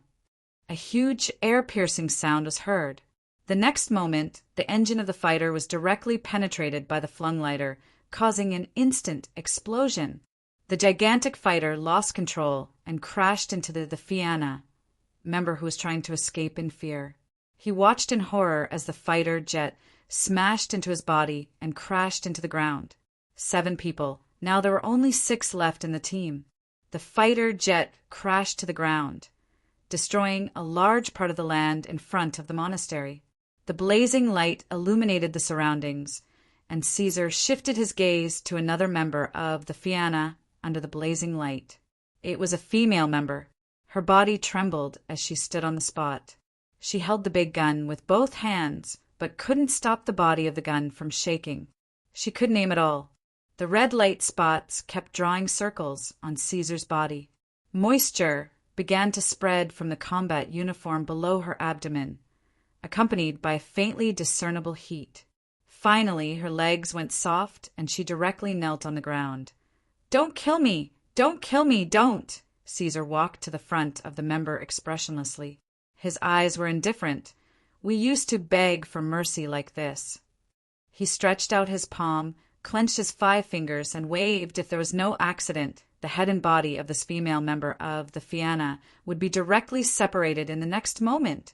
He waved his hand. No. The remaining member screamed miserably. However, his knife-like arm had already been waved. At this time, a head flew out and fell to the ground rolling. When this decapitated body fell to the ground, the head also stopped rolling. Its head was stained with dust and plant ash, as if it was a piece of trash. It just opened its eyes that had yet to close, staring blankly at the night sky under the stars. Out of the 6, only 5 were left. Retreat, retreat, retreat, retreat, retreat. You guys stay too. Caesar jumped forward, leaping into the night sky like a cannonball, rushing toward one of the remaining 5 people. Just when this person closed his eyes in despair, a figure blocked in front of him crossed his arms and blocked Caesar's fist. He opened his eyes subconsciously and saw a guy wearing a yellow armor with a weird clown appearance. It seems that I rushed to the end. This clown in yellow armor at this time cracked a creepy smile on his scarlet lips. Caesar's jumping impact was not over yet, and he directly fought with this clown knight in the air. Both of their fists were like bullets, crazily shooting out, only to hear the continuous loud noises. In the end, both of them seemed to be on par with each other and fell to the ground. At the same time, a knight wearing dark blue holy armor appeared in front of the female head. He knelt on the ground on one knee, stretched out his hand over the pair of eyes that were not closed, and whispered, "I'm sorry that I couldn't appear by your side in time. Although we didn't know each other, I hope your soul can rest in peace. I believe that you must have been a beautiful lady when you were alive." He seemed to be praying. Caesar glanced sideways. Then he raised his head. The sound came from the night sky. He saw a helicopter slowly approaching. Unlike the exaggerated fighter jet, this helicopter was obviously an ordinary one. It was just an ordinary military model. At this time, a few more figures jumped down from the helicopter. There was a big man with a beard, a man wearing a highway police uniform, and even a guy wearing a doctor's gown. They were the 12 knights of the Round Table who were responsible for guarding the knight organization in various places. At this time, the man in the highway police uniform, Mr. Geraint, suddenly asked, "Why did the clown and Gareth put on the holy armor so early? Aren't they afraid of wasting their strength? Who knows? Maybe it's because they're interested in getting the upper hand." The young man who looked like a doctor shrugged, then looked at the few remaining members of the Fianna. "Who are these guys? They seem to be here to rescue the Queen? Maybe they are from the government." The bearded man, Trusty, frowned and said, "When did the government make these things?" "It doesn't look like much." The clown, Dagonite, picked his ears with his fingers at this time and said to the survivors of the Fianna, "To avoid trouble, you should hide first. Don't worry, we won't do anything to you. Even if we want to do something, it will be our old man who will negotiate with your superiors. Of course, I'm more inclined to let you join in the scuffle, because I also want to see what these metal lumps on your bodies can do." The survivors of the Fianna looked at each other at this time. Even so, the signal of their communicators was still good, and they were waiting for instructions from the headquarters. These 5 survivors not only maintained a stable mental state, but they even survived until the end under the terrifying power of Caesar. At the headquarters, although the Prime Minister's face was extremely ugly, he also knew that these unknown survivors were important. So without thinking, he ordered them to wait and see, to temporarily withdraw from the battlefield, and to be prepared to retreat at any time. How did the group of old guys from the Knight Mechanism find this position? Could it be? The Prime Minister looked at the personnel in the control room suspiciously. This operation was a top-secret operation authorized by him, so it shouldn't have been leaked. He had to suspect that someone leaked the information to the old guy, Hopkins. Otherwise, this group of Knights of the Round Table, even if they found out something, they couldn't have come so quickly. The Fianna was almost wiped out. The appearance of the Knight Mechanism and the mocking gaze of Hopkins, who was looking at all of this from behind, made the Prime Minister feel like he had been threatened by some bored thugs a few years ago to broadcast a pig asterisk in front of the public. Of course, in the end, the thugs were successfully captured. At this time, the survivors of the Fianna listened to the order, slowly landed, and retreated to the edge of the battlefield, silent. Caesar didn't touch these people again, but just looked at Gareth, Clown, and the others. They sent out 5 current members of the Round Table at one time. It seems that the night mechanism really values me. Caesar adjusted his breathing. When facing the Fianna, it was a little easier because, although this group of people had powerful weapons, they were not strong individually. At best, their physical fitness was comparable to that of ordinary orcs, and it was difficult for them to control the power of those weapons. But these knights were different. They were all elites who had been tempered, or else they wouldn't have been able to inherit the powerful power of the Round Table. Just in time, it's not too late. Geraint, who was wearing a highway police uniform, twisted his neck at this time. There's still time for you to finish your warm-up. Although I don't know who you are, looking at the situation here, I think you're not a nobody, right? Oberon, that's what you should call me in your information, Caesar said in a low voice. You're the leader of the myth of Doomsday. Gareth suddenly frowned. Mr. Clown whistled. Oh, you've won the prize. You're lucky. Indeed, I'm lucky. Caesar smiled at this time. It just so happens that my blood has become hot.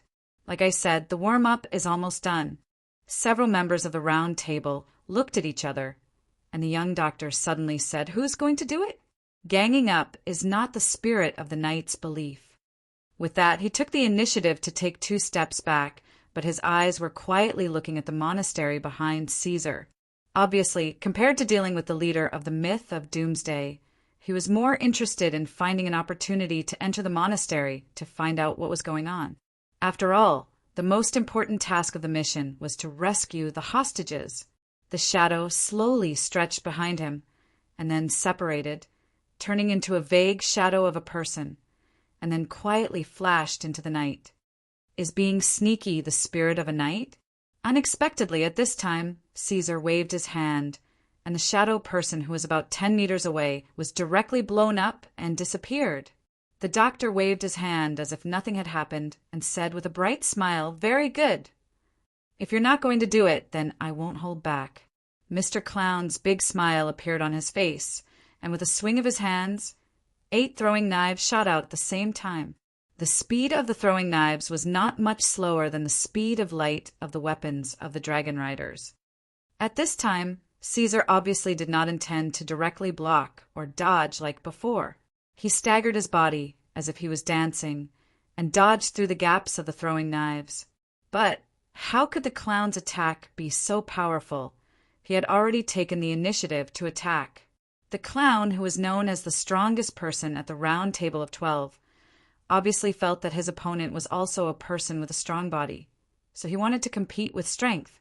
The kind of fight where fists were shot out like bullets, causing waves to roll around, and punches and kicks could crack the earth. Undoubtedly, it was a big blow to the members of the Fianna at the Edge. We are going to surpass this group of people. Knight mechanism, it's just one person, and it's hard to tell who's the winner. They did not care about the reaction of the group of survivors. Geraint was a little surprised and said, This is the first time I've seen it. This guy's strength is almost the same as the clown's. The clown's body is at the level of abnormal. It's really surprising. No wonder he has the courage to cause trouble in our territory. I'm also a little itchy. Gareth smiled bitterly in his heart. That's because you haven't seen the one in the prison on the island. The clown did not even manage to block a punch, and directly fell to the ground and fainted. Suddenly, Caesar and the clown separated again. It seemed that neither side could do anything to the other. The clown suddenly changed into a crying face, but his expression was ecstatic. What an interesting opponent! Let me be happier! The crazier you are, the stronger you will be. Instead of saying that you're a just knight, it's better to say that you're a crazy knight. Caesar shook his head. I'm not interested in fighting with you. Are you planning to escape? At some point in time, Geraint, the doctor, and Trusty had already moved to 3 different places behind Caesar, blocking his possible escape routes. After seeing that Caesar could fight the clown who had already put on the holy armor, they did not dare to be careless. At this time, they had already put on their own holy armor at the same time. At this time, Caesar's hands were hanging down, and he slowly exhaled. At the same time, he faced 5 members of the Round Table of 12, but his face was fearless. Then let's try the so-called power of the holy armor. It will surprise you. The clown narrowed his eyes at this time, and when he was about to throw the flying knife, his body suddenly froze on the spot. At this time, a strange feeling came from his holy armor. Not only him, but the other 4 members of the Round Table of 12 also felt this strangeness at this time.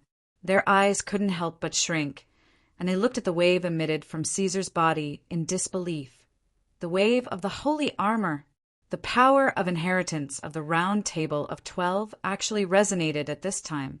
A black and purple light flashed on Caesar's body at this time, but in an instant, a black armor covered Caesar's body. Lancelot Aedui Lake and Indestructible Lake Light? Gareth muttered to himself, how is this possible? At this time, Caesar casually waved the Indestructible Lake Light in his hand, and the sword wind instantly tore the air, directly tearing a big hole dozens of meters long on the ground. Come on, Knights of the Round Table, Caesar said softly. Mr. Clown's head was buzzing at this time, and he finally understood the real meaning of the so-called test the power of the holy armor mentioned by this doomsday mythical leader. He felt that at this time, a voice sounded in his head at the same time. It seemed to ask him, "Are you surprised? Are you surprised?" Chapter 1302. In the Manner of Sir Hopkins. When Caesar, who was wearing the Elot de Lake inherited holy armor, appeared on the screen, half of the people in charge of the knight organization stood up in fright. "Please tell me this is just a joke, Lancelot." They all looked at Sir Hopkins and saw that his eyes were also uncertain. Obviously, he didn't expect such a situation to happen. There's no such thing as forging a similar armor and bluffing. These people at least had the eyesight to distinguish the holy armor. Sir Hopkins quickly came to a decision. He immediately gave an order to the 12 knights at the scene. "We must keep him alive. He may have mastered the method of taking away the sacred armor from the inherited knights. We must not let this method leak out." No one questioned Sir Hopkins's orders. The inheritance of the 12 knights of the Round Table was the foundation of the knight organization since ancient times, and the method of inheritance had always been carried out in secret. It was like someone inventing a highly secure virtual currency, but hackers could dig deep into this gold mine and mine the currency as they wished. Got it? Knight Gareth's finger temporarily turned off the communication device in his ear and nodded. Then he calmed himself down as fast as he could. "Everyone, it seems that now is not the time to be polite. The knight organization has already given the order. We must capture Oberon, dead or alive." As expected, Knight Geraint was the first to react. Then he waved his hands, and a huge knight's lance appeared in his hands. Although the 512 knights of the Round Table were fighting against an enemy who had used some unknown method to seize the power of the 12 knights of the Round Table from Lancelot, overall, they were not afraid. A formation of 512 knights fighting at the same time was very rare. Was it a problem of cooperation and tacit understanding? Impossible. They were all warriors who had experienced hundreds of battles and had an unimaginable amount of combat experience, so they could adapt to the situation as if it was instinct. When Gareth, Clown, Geraint, and Trusty attacked Caesar at the same time, the doctor was slightly slower. A shadow man quietly appeared behind him again, and then blended into the night. At this time, facing the siege of 4 members of the 12 Round Table at the same time, Caesar could not detect the appearance of the shadow man like before. After releasing the shadow men, the doctor joined the battle immediately. With the addition of the doctor in the latter half of the fight, Caesar felt as if the pressure on him had increased tremendously. His attitude of easily annihilating the F was no longer present. You must record their data. Although the operation this time has failed, the information on this group of knights of the Round Table has always been very scarce. We must not miss anything. In the control room of the F headquarters, the Prime Minister, who had recovered slightly from the shock, gritted his teeth and gave orders to the survivors present. This was the only thing he could do at the moment, even if he was unwilling to do so. Unexpectedly, not only did they see the secret weapon of the British government, but they also saw 5 members of the 12 Round Table at once. Today is a day of celebration. Looks like, Comrade Little Wong, you've recorded it well. These Knights of the Round Table rarely make a move, and it's even rarer for 5 of them to be deployed at once. This is a great contribution. I know. Just as Caesar was fighting fiercely with the knights, the shadow men had quietly sneaked into the monastery. They passed through room after room at the fastest speed. However, they could only find an unconscious old priest trapped in a room. They could not find the whereabouts of Her Majesty, the Queen, at all. Finally, they came to the stone room used for imprisonment. When they saw the traces of the stone room, they understood that the Queen had been transferred here, and probably not too long ago. Is she trying to stall for time, so she stayed here alone? The shadow men rescued the old priest and sent him away. After that, they returned to the doctor. When they brought back this information, the doctor could not help but frown. On the battlefield, Caesar stood alone, and they had no one. Although they were not evenly matched, it was obvious that they would not be easily defeated. This ability to control the sacred armor set off waves in the hearts of these knights who had gone through countless trials and tribulations to inherit the sacred armor. When they found out that the Queen had been transferred away and that there was no one left in the monastery, Mr. Clown smashed half of the monastery with a punch, and the battle between them escalated. Every attack was as powerful as an RPG missile. With the monastery as the epicenter, they began to wantonly destroy everything in their surroundings. According to their orders, the few survivors who had been recording the battle felt their scalps go numb. The dragon cavalry also had weapons that could release such power, but they needed to be recharged, and there was a cool-down period after use. It was impossible for them to casually release it like this. In fact, their speed had already surpassed the maximum speed that the dragon riders' armor thrusters could reach, and yet they were still moving nimbly, able to turn at will. What was the purpose of our so-called adjustment and training in the past few years? One of them smiled bitterly and muttered to himself. At the same time, he could not help but have a despairing thought. If the non-humans in the world were to suddenly become active instead of being silent, would humans be able to resist them? One had to know that the 23 members of the sacred armor had gone through many rounds of selection and countless years of investment in manpower and resources to obtain their current combat ability.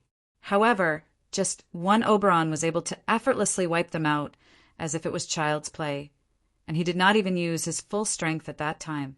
No one cared about the bitterness in the hearts of the sacred armor members. Everyone's gazes were focused on this dangerous battle at this moment. The aftermath of the battle had reached hundreds of meters away from the monastery. However, these hundreds of meters were just a narrow stage for Caesar and the other 5 people at the round table. They could reach each other in an instant. How troublesome! Trusty, who was wearing a heavy armor, had no choice but to stop. Strictly speaking, speed was not his specialty.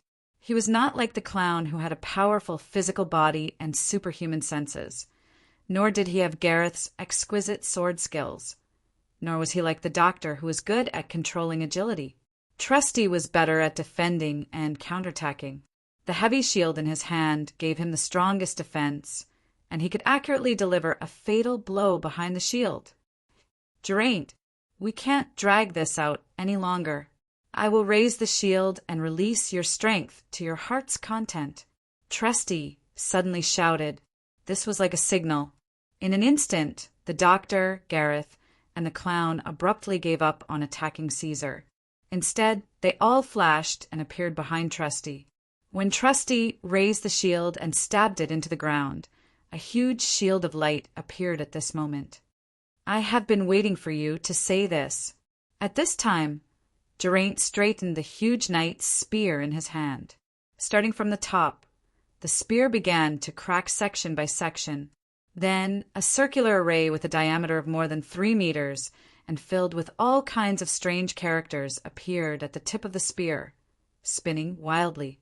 A terrifying power gathered on Geraint's spear. Even Caesar felt a sense of danger.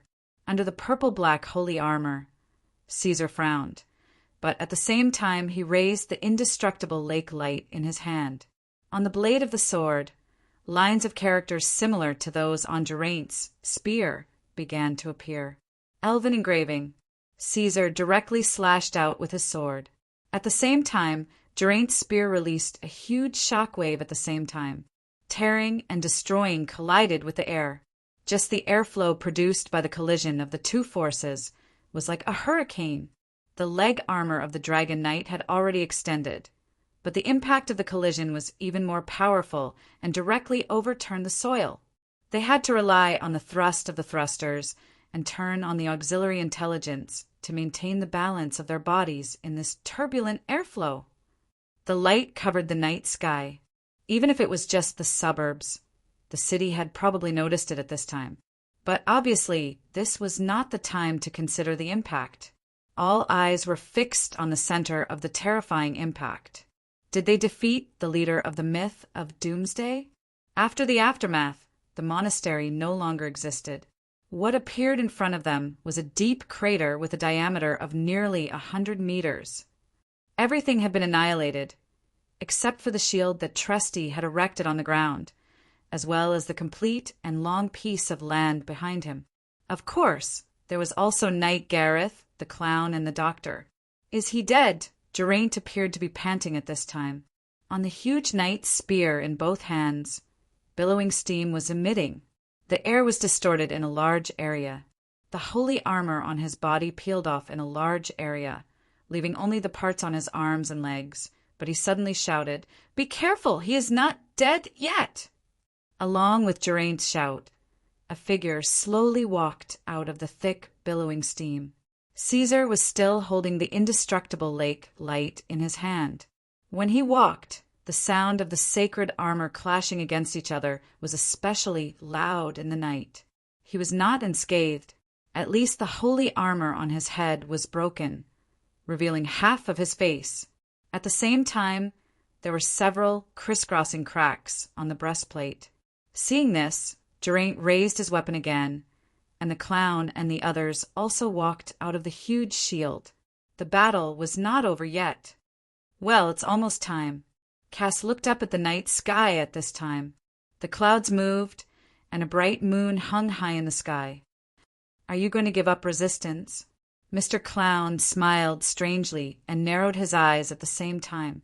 Caesar slowly shook his head, suddenly looked at the helicopter that sent the knights here, and said indifferently, "I said you have to give me an answer before tomorrow's sunrise. The time is not up yet, but you don't seem to follow the rules of the game. Since you intend to break the rules of the game, I don't mind adding some other elements to this game." With that, Caesar suddenly dispersed the indestructible lake light in his hand, along with the holy armor on his body. At the back of the body, there was a surge of movement.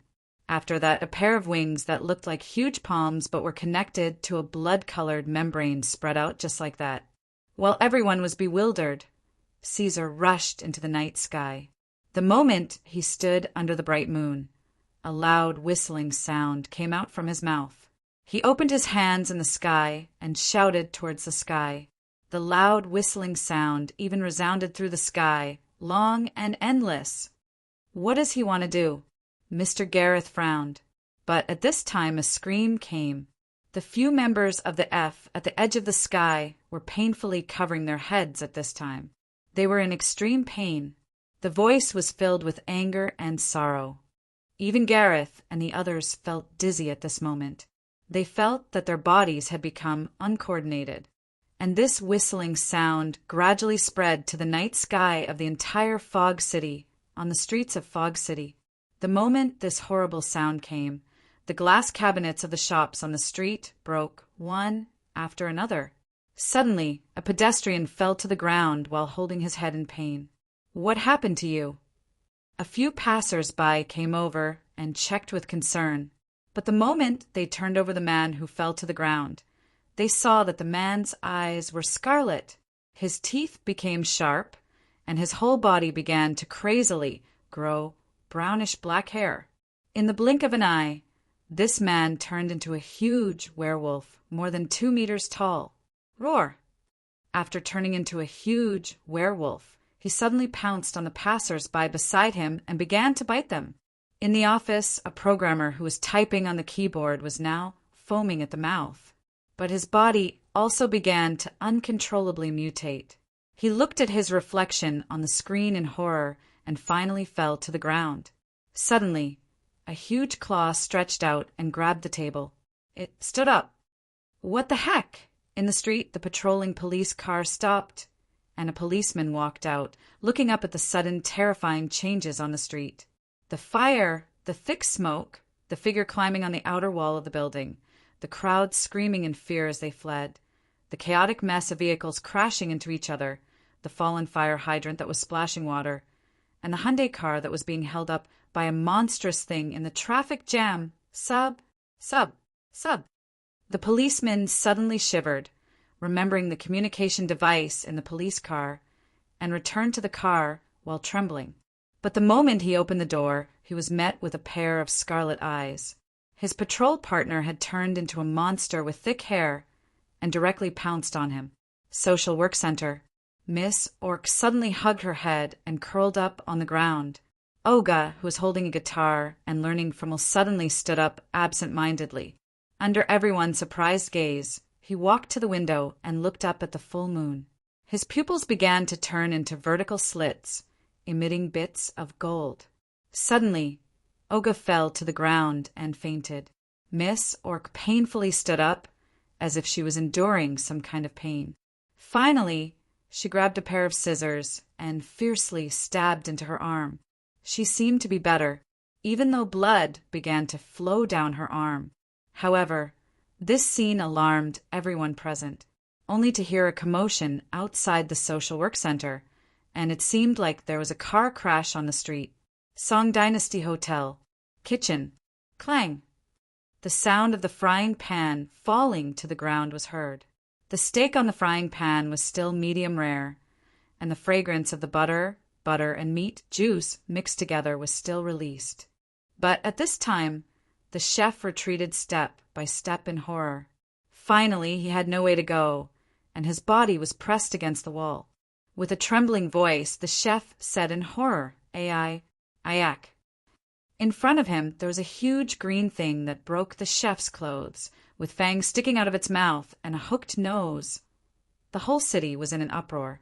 Top load next, you. Chapter 1303. Under the moonlight, Caesar, who was covered in a hazy layer of moonlight, flapped his strange fleshy wings that were like palms. His body also floated up and down slightly. He had stopped the terrifying whistling sound and was looking at the ground with cold eyes.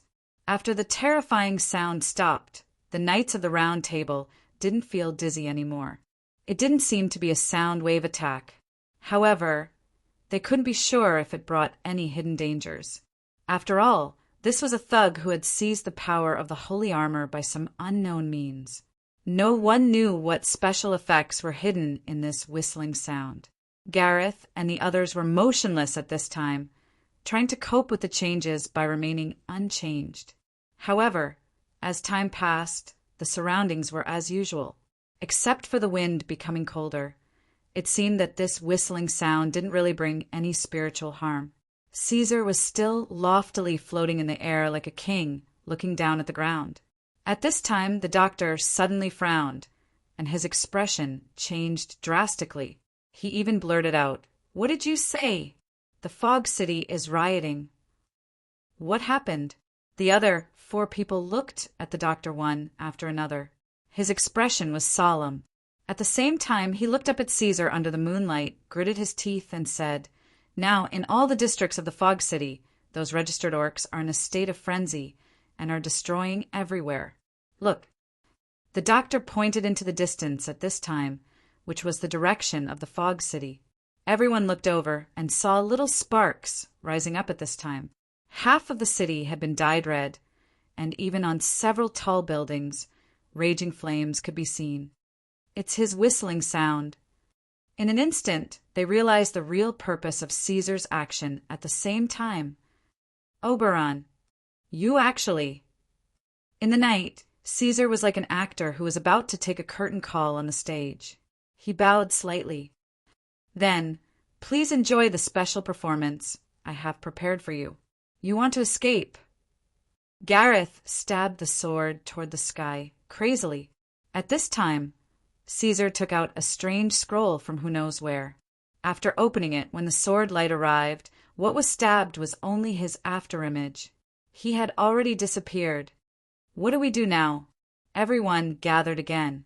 Mr. Gareth said with a solemn expression, as far as I know, there are about 300 TV series with orc bloodline registered in the Fog City. If we let these guys continue to destroy, I'm afraid that the Fog City will. 300 orcs with their bestial nature in a bustling city. The destructive power they brought could be imagined. Bang, bang, bang, bang, bang. On the street, the sound of bullets being fired was so loud. The fire spread on the sidewalk, and overturned cars could be seen everywhere. At this time, the police of Fog City were building a parking lot with police cars.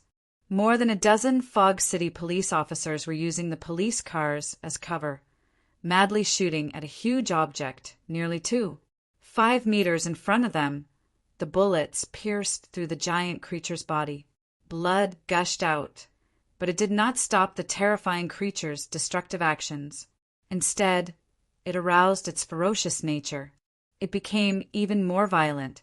Fangs like that of a wild boar protruded from its lower jaw.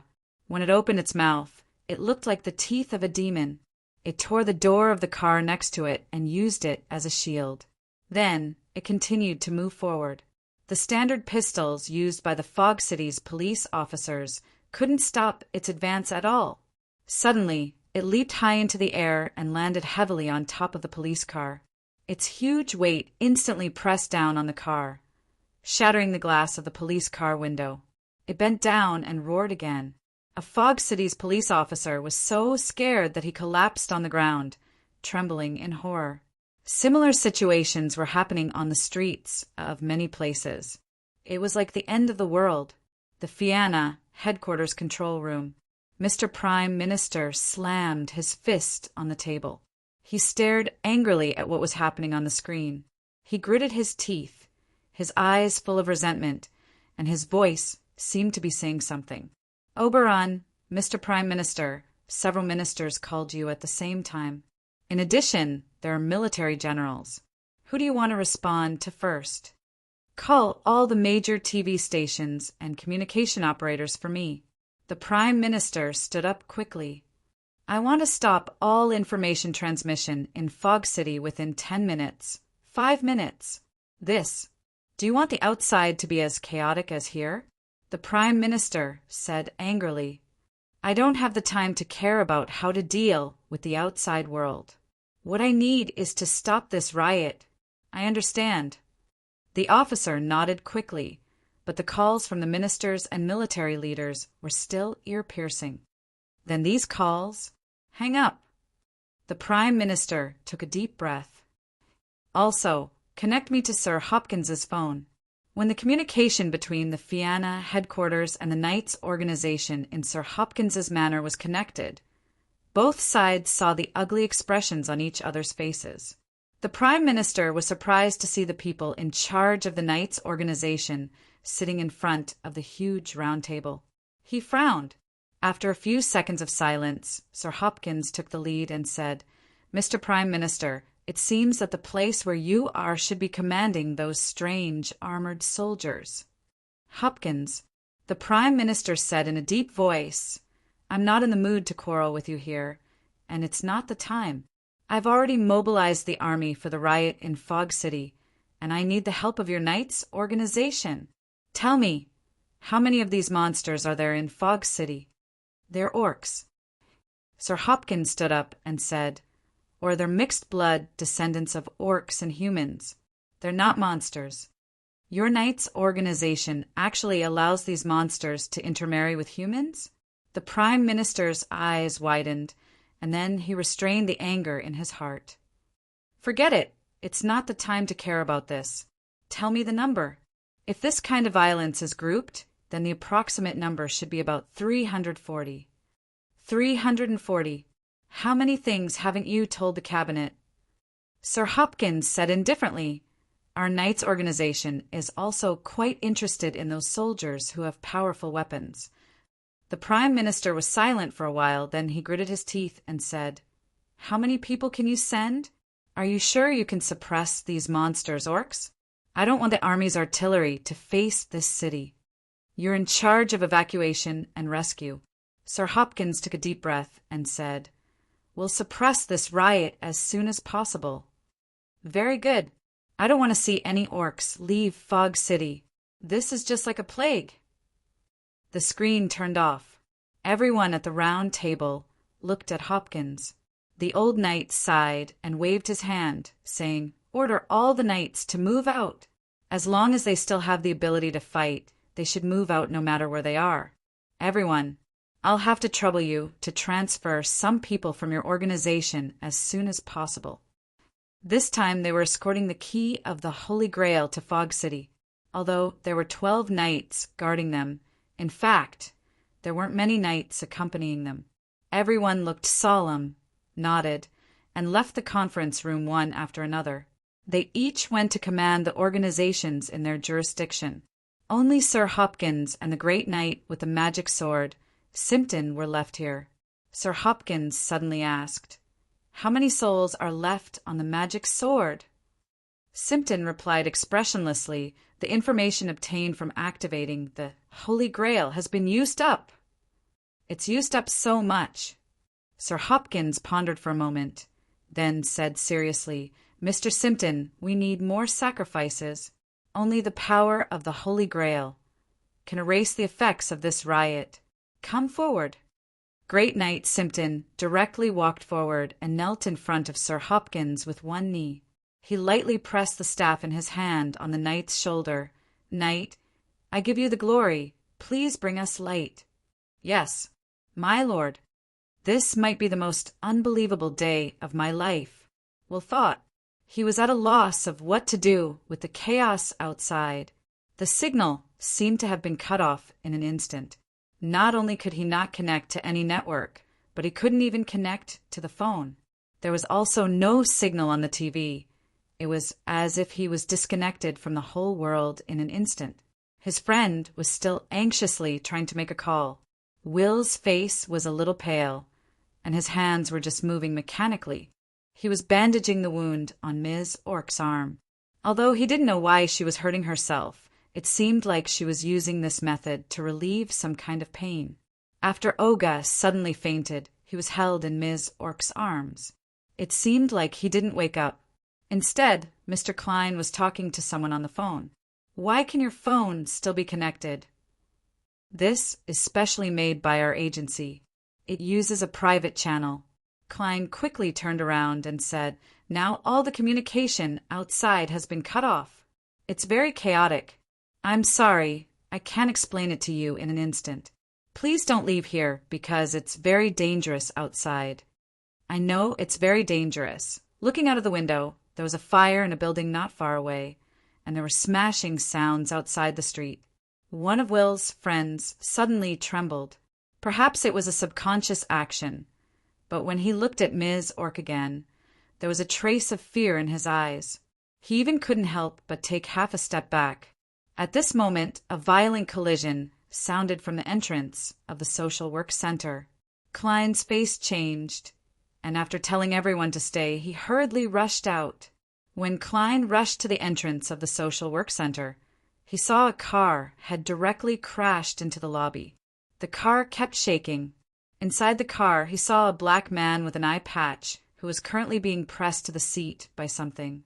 He was holding on to his own body, and his hands were desperately resisting the huge arm of the other party. "Nick." Klein was shocked, and he opened the door and kicked the huge object out of the other side of the car door. At the same time, he dragged Nick out of the car door. "I don't know why this orc suddenly went crazy on the way here." Nick panted and said hurriedly, "All the orcs in the city are going crazy." Klein said, quickly, For the details, you can see the announcement on the agency's intranet. Now, protect yourself first. Because at this moment, the orc that was kicked out had already stood up again. Its clothes were already tattered, and only a few pieces of cloth were left hanging on its body. It was almost 2 meters tall, and its arms were much thicker than a normal person's legs. It had sharp claws and fangs, and its whole body was emitting a ruthless aura. Klein took a few deep breaths. He didn't bring any weapons with him, so it wouldn't be easy to deal with a crazy orc with his bare hands. There's spare equipment in the trunk of the car. Nick, I love you. Klein cried out in surprise. He stood up from the front of the car and quickly kicked the orc. After knocking the orc away, he hurriedly took out a war hammer and a round shield from the trunk of the car. Like a foot fighter, Klein used the war hammer to hit the round shield a few times, making a sound to attract the orc's attention. Hey, big guy, do you like to eat apple pie? The orc was provoked and rushed out crazily. Klein dodged to the side and hit the round shield again at the same time. Big guy, over here. The orc roared angrily and rushed out crazily again. Klein dodged perfectly again, and the orc's body crashed directly into the wall behind Klein. The huge force caused the orc's upper body to directly smash through the wall, and its body was stuck in the wall. The moment it pulled its head out, the war hammer directly hit its face. The war hammer was infused with the powerful strength that the knights had cultivated for many years. When the hammer hit, it immediately woke up the orc and made it dizzy, but it obviously didn't lose the ability to move. Klein swung the war hammer again, but at this time a figure blocked in front of him. The orc lady opened her hands and blocked in front of the orc. Move! On. Please, please. He's very dangerous. The orc lady had to quickly take out her phone and quickly said a few words. This isn't his intention. He's just lost. He doesn't want to hurt anyone. I can calm him down. Please believe me. Klein, subconsciously, looked at Nick, who was not far away. After the two of them quickly exchanged glances, Klein slowly nodded and then took a few steps back. But the war hammer and the round shield were still raised. After a short period of dizziness, the orc went berserk again. It didn't care who was in front of it and directly grabbed it with its hands.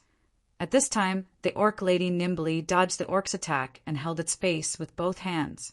Then she put her forehead on the orc's forehead and stared at the orc with her amber eyes. She said something in a low voice with a strange rhythm. It was like a language, but also like a song. But miraculously, this berserk orc seemed to have really calmed down. Klein and Nick looked at each other again and couldn't help but frown. The alarm sounded all of a sudden. Outside the window, the city began to appear. Looking down from the suite on the upper floor of the Song Dynasty Hotel, the city seemed to be suffering from the flames of war. Luocho looked at it silently. At this time, the door of the suite suddenly opened. The servant girl walked in slowly with a man in ragged clothes. The man was unconscious, but his ragged clothes could vaguely be seen that it should be a chef's uniform when it was intact. Master, I brought him back. The servant girl threw him on the ground. There should only be this in the hotel. Luocho nodded. When he looked outside again, he suddenly said, Do you think this is the third time? Obviously, they were already in the hotel room.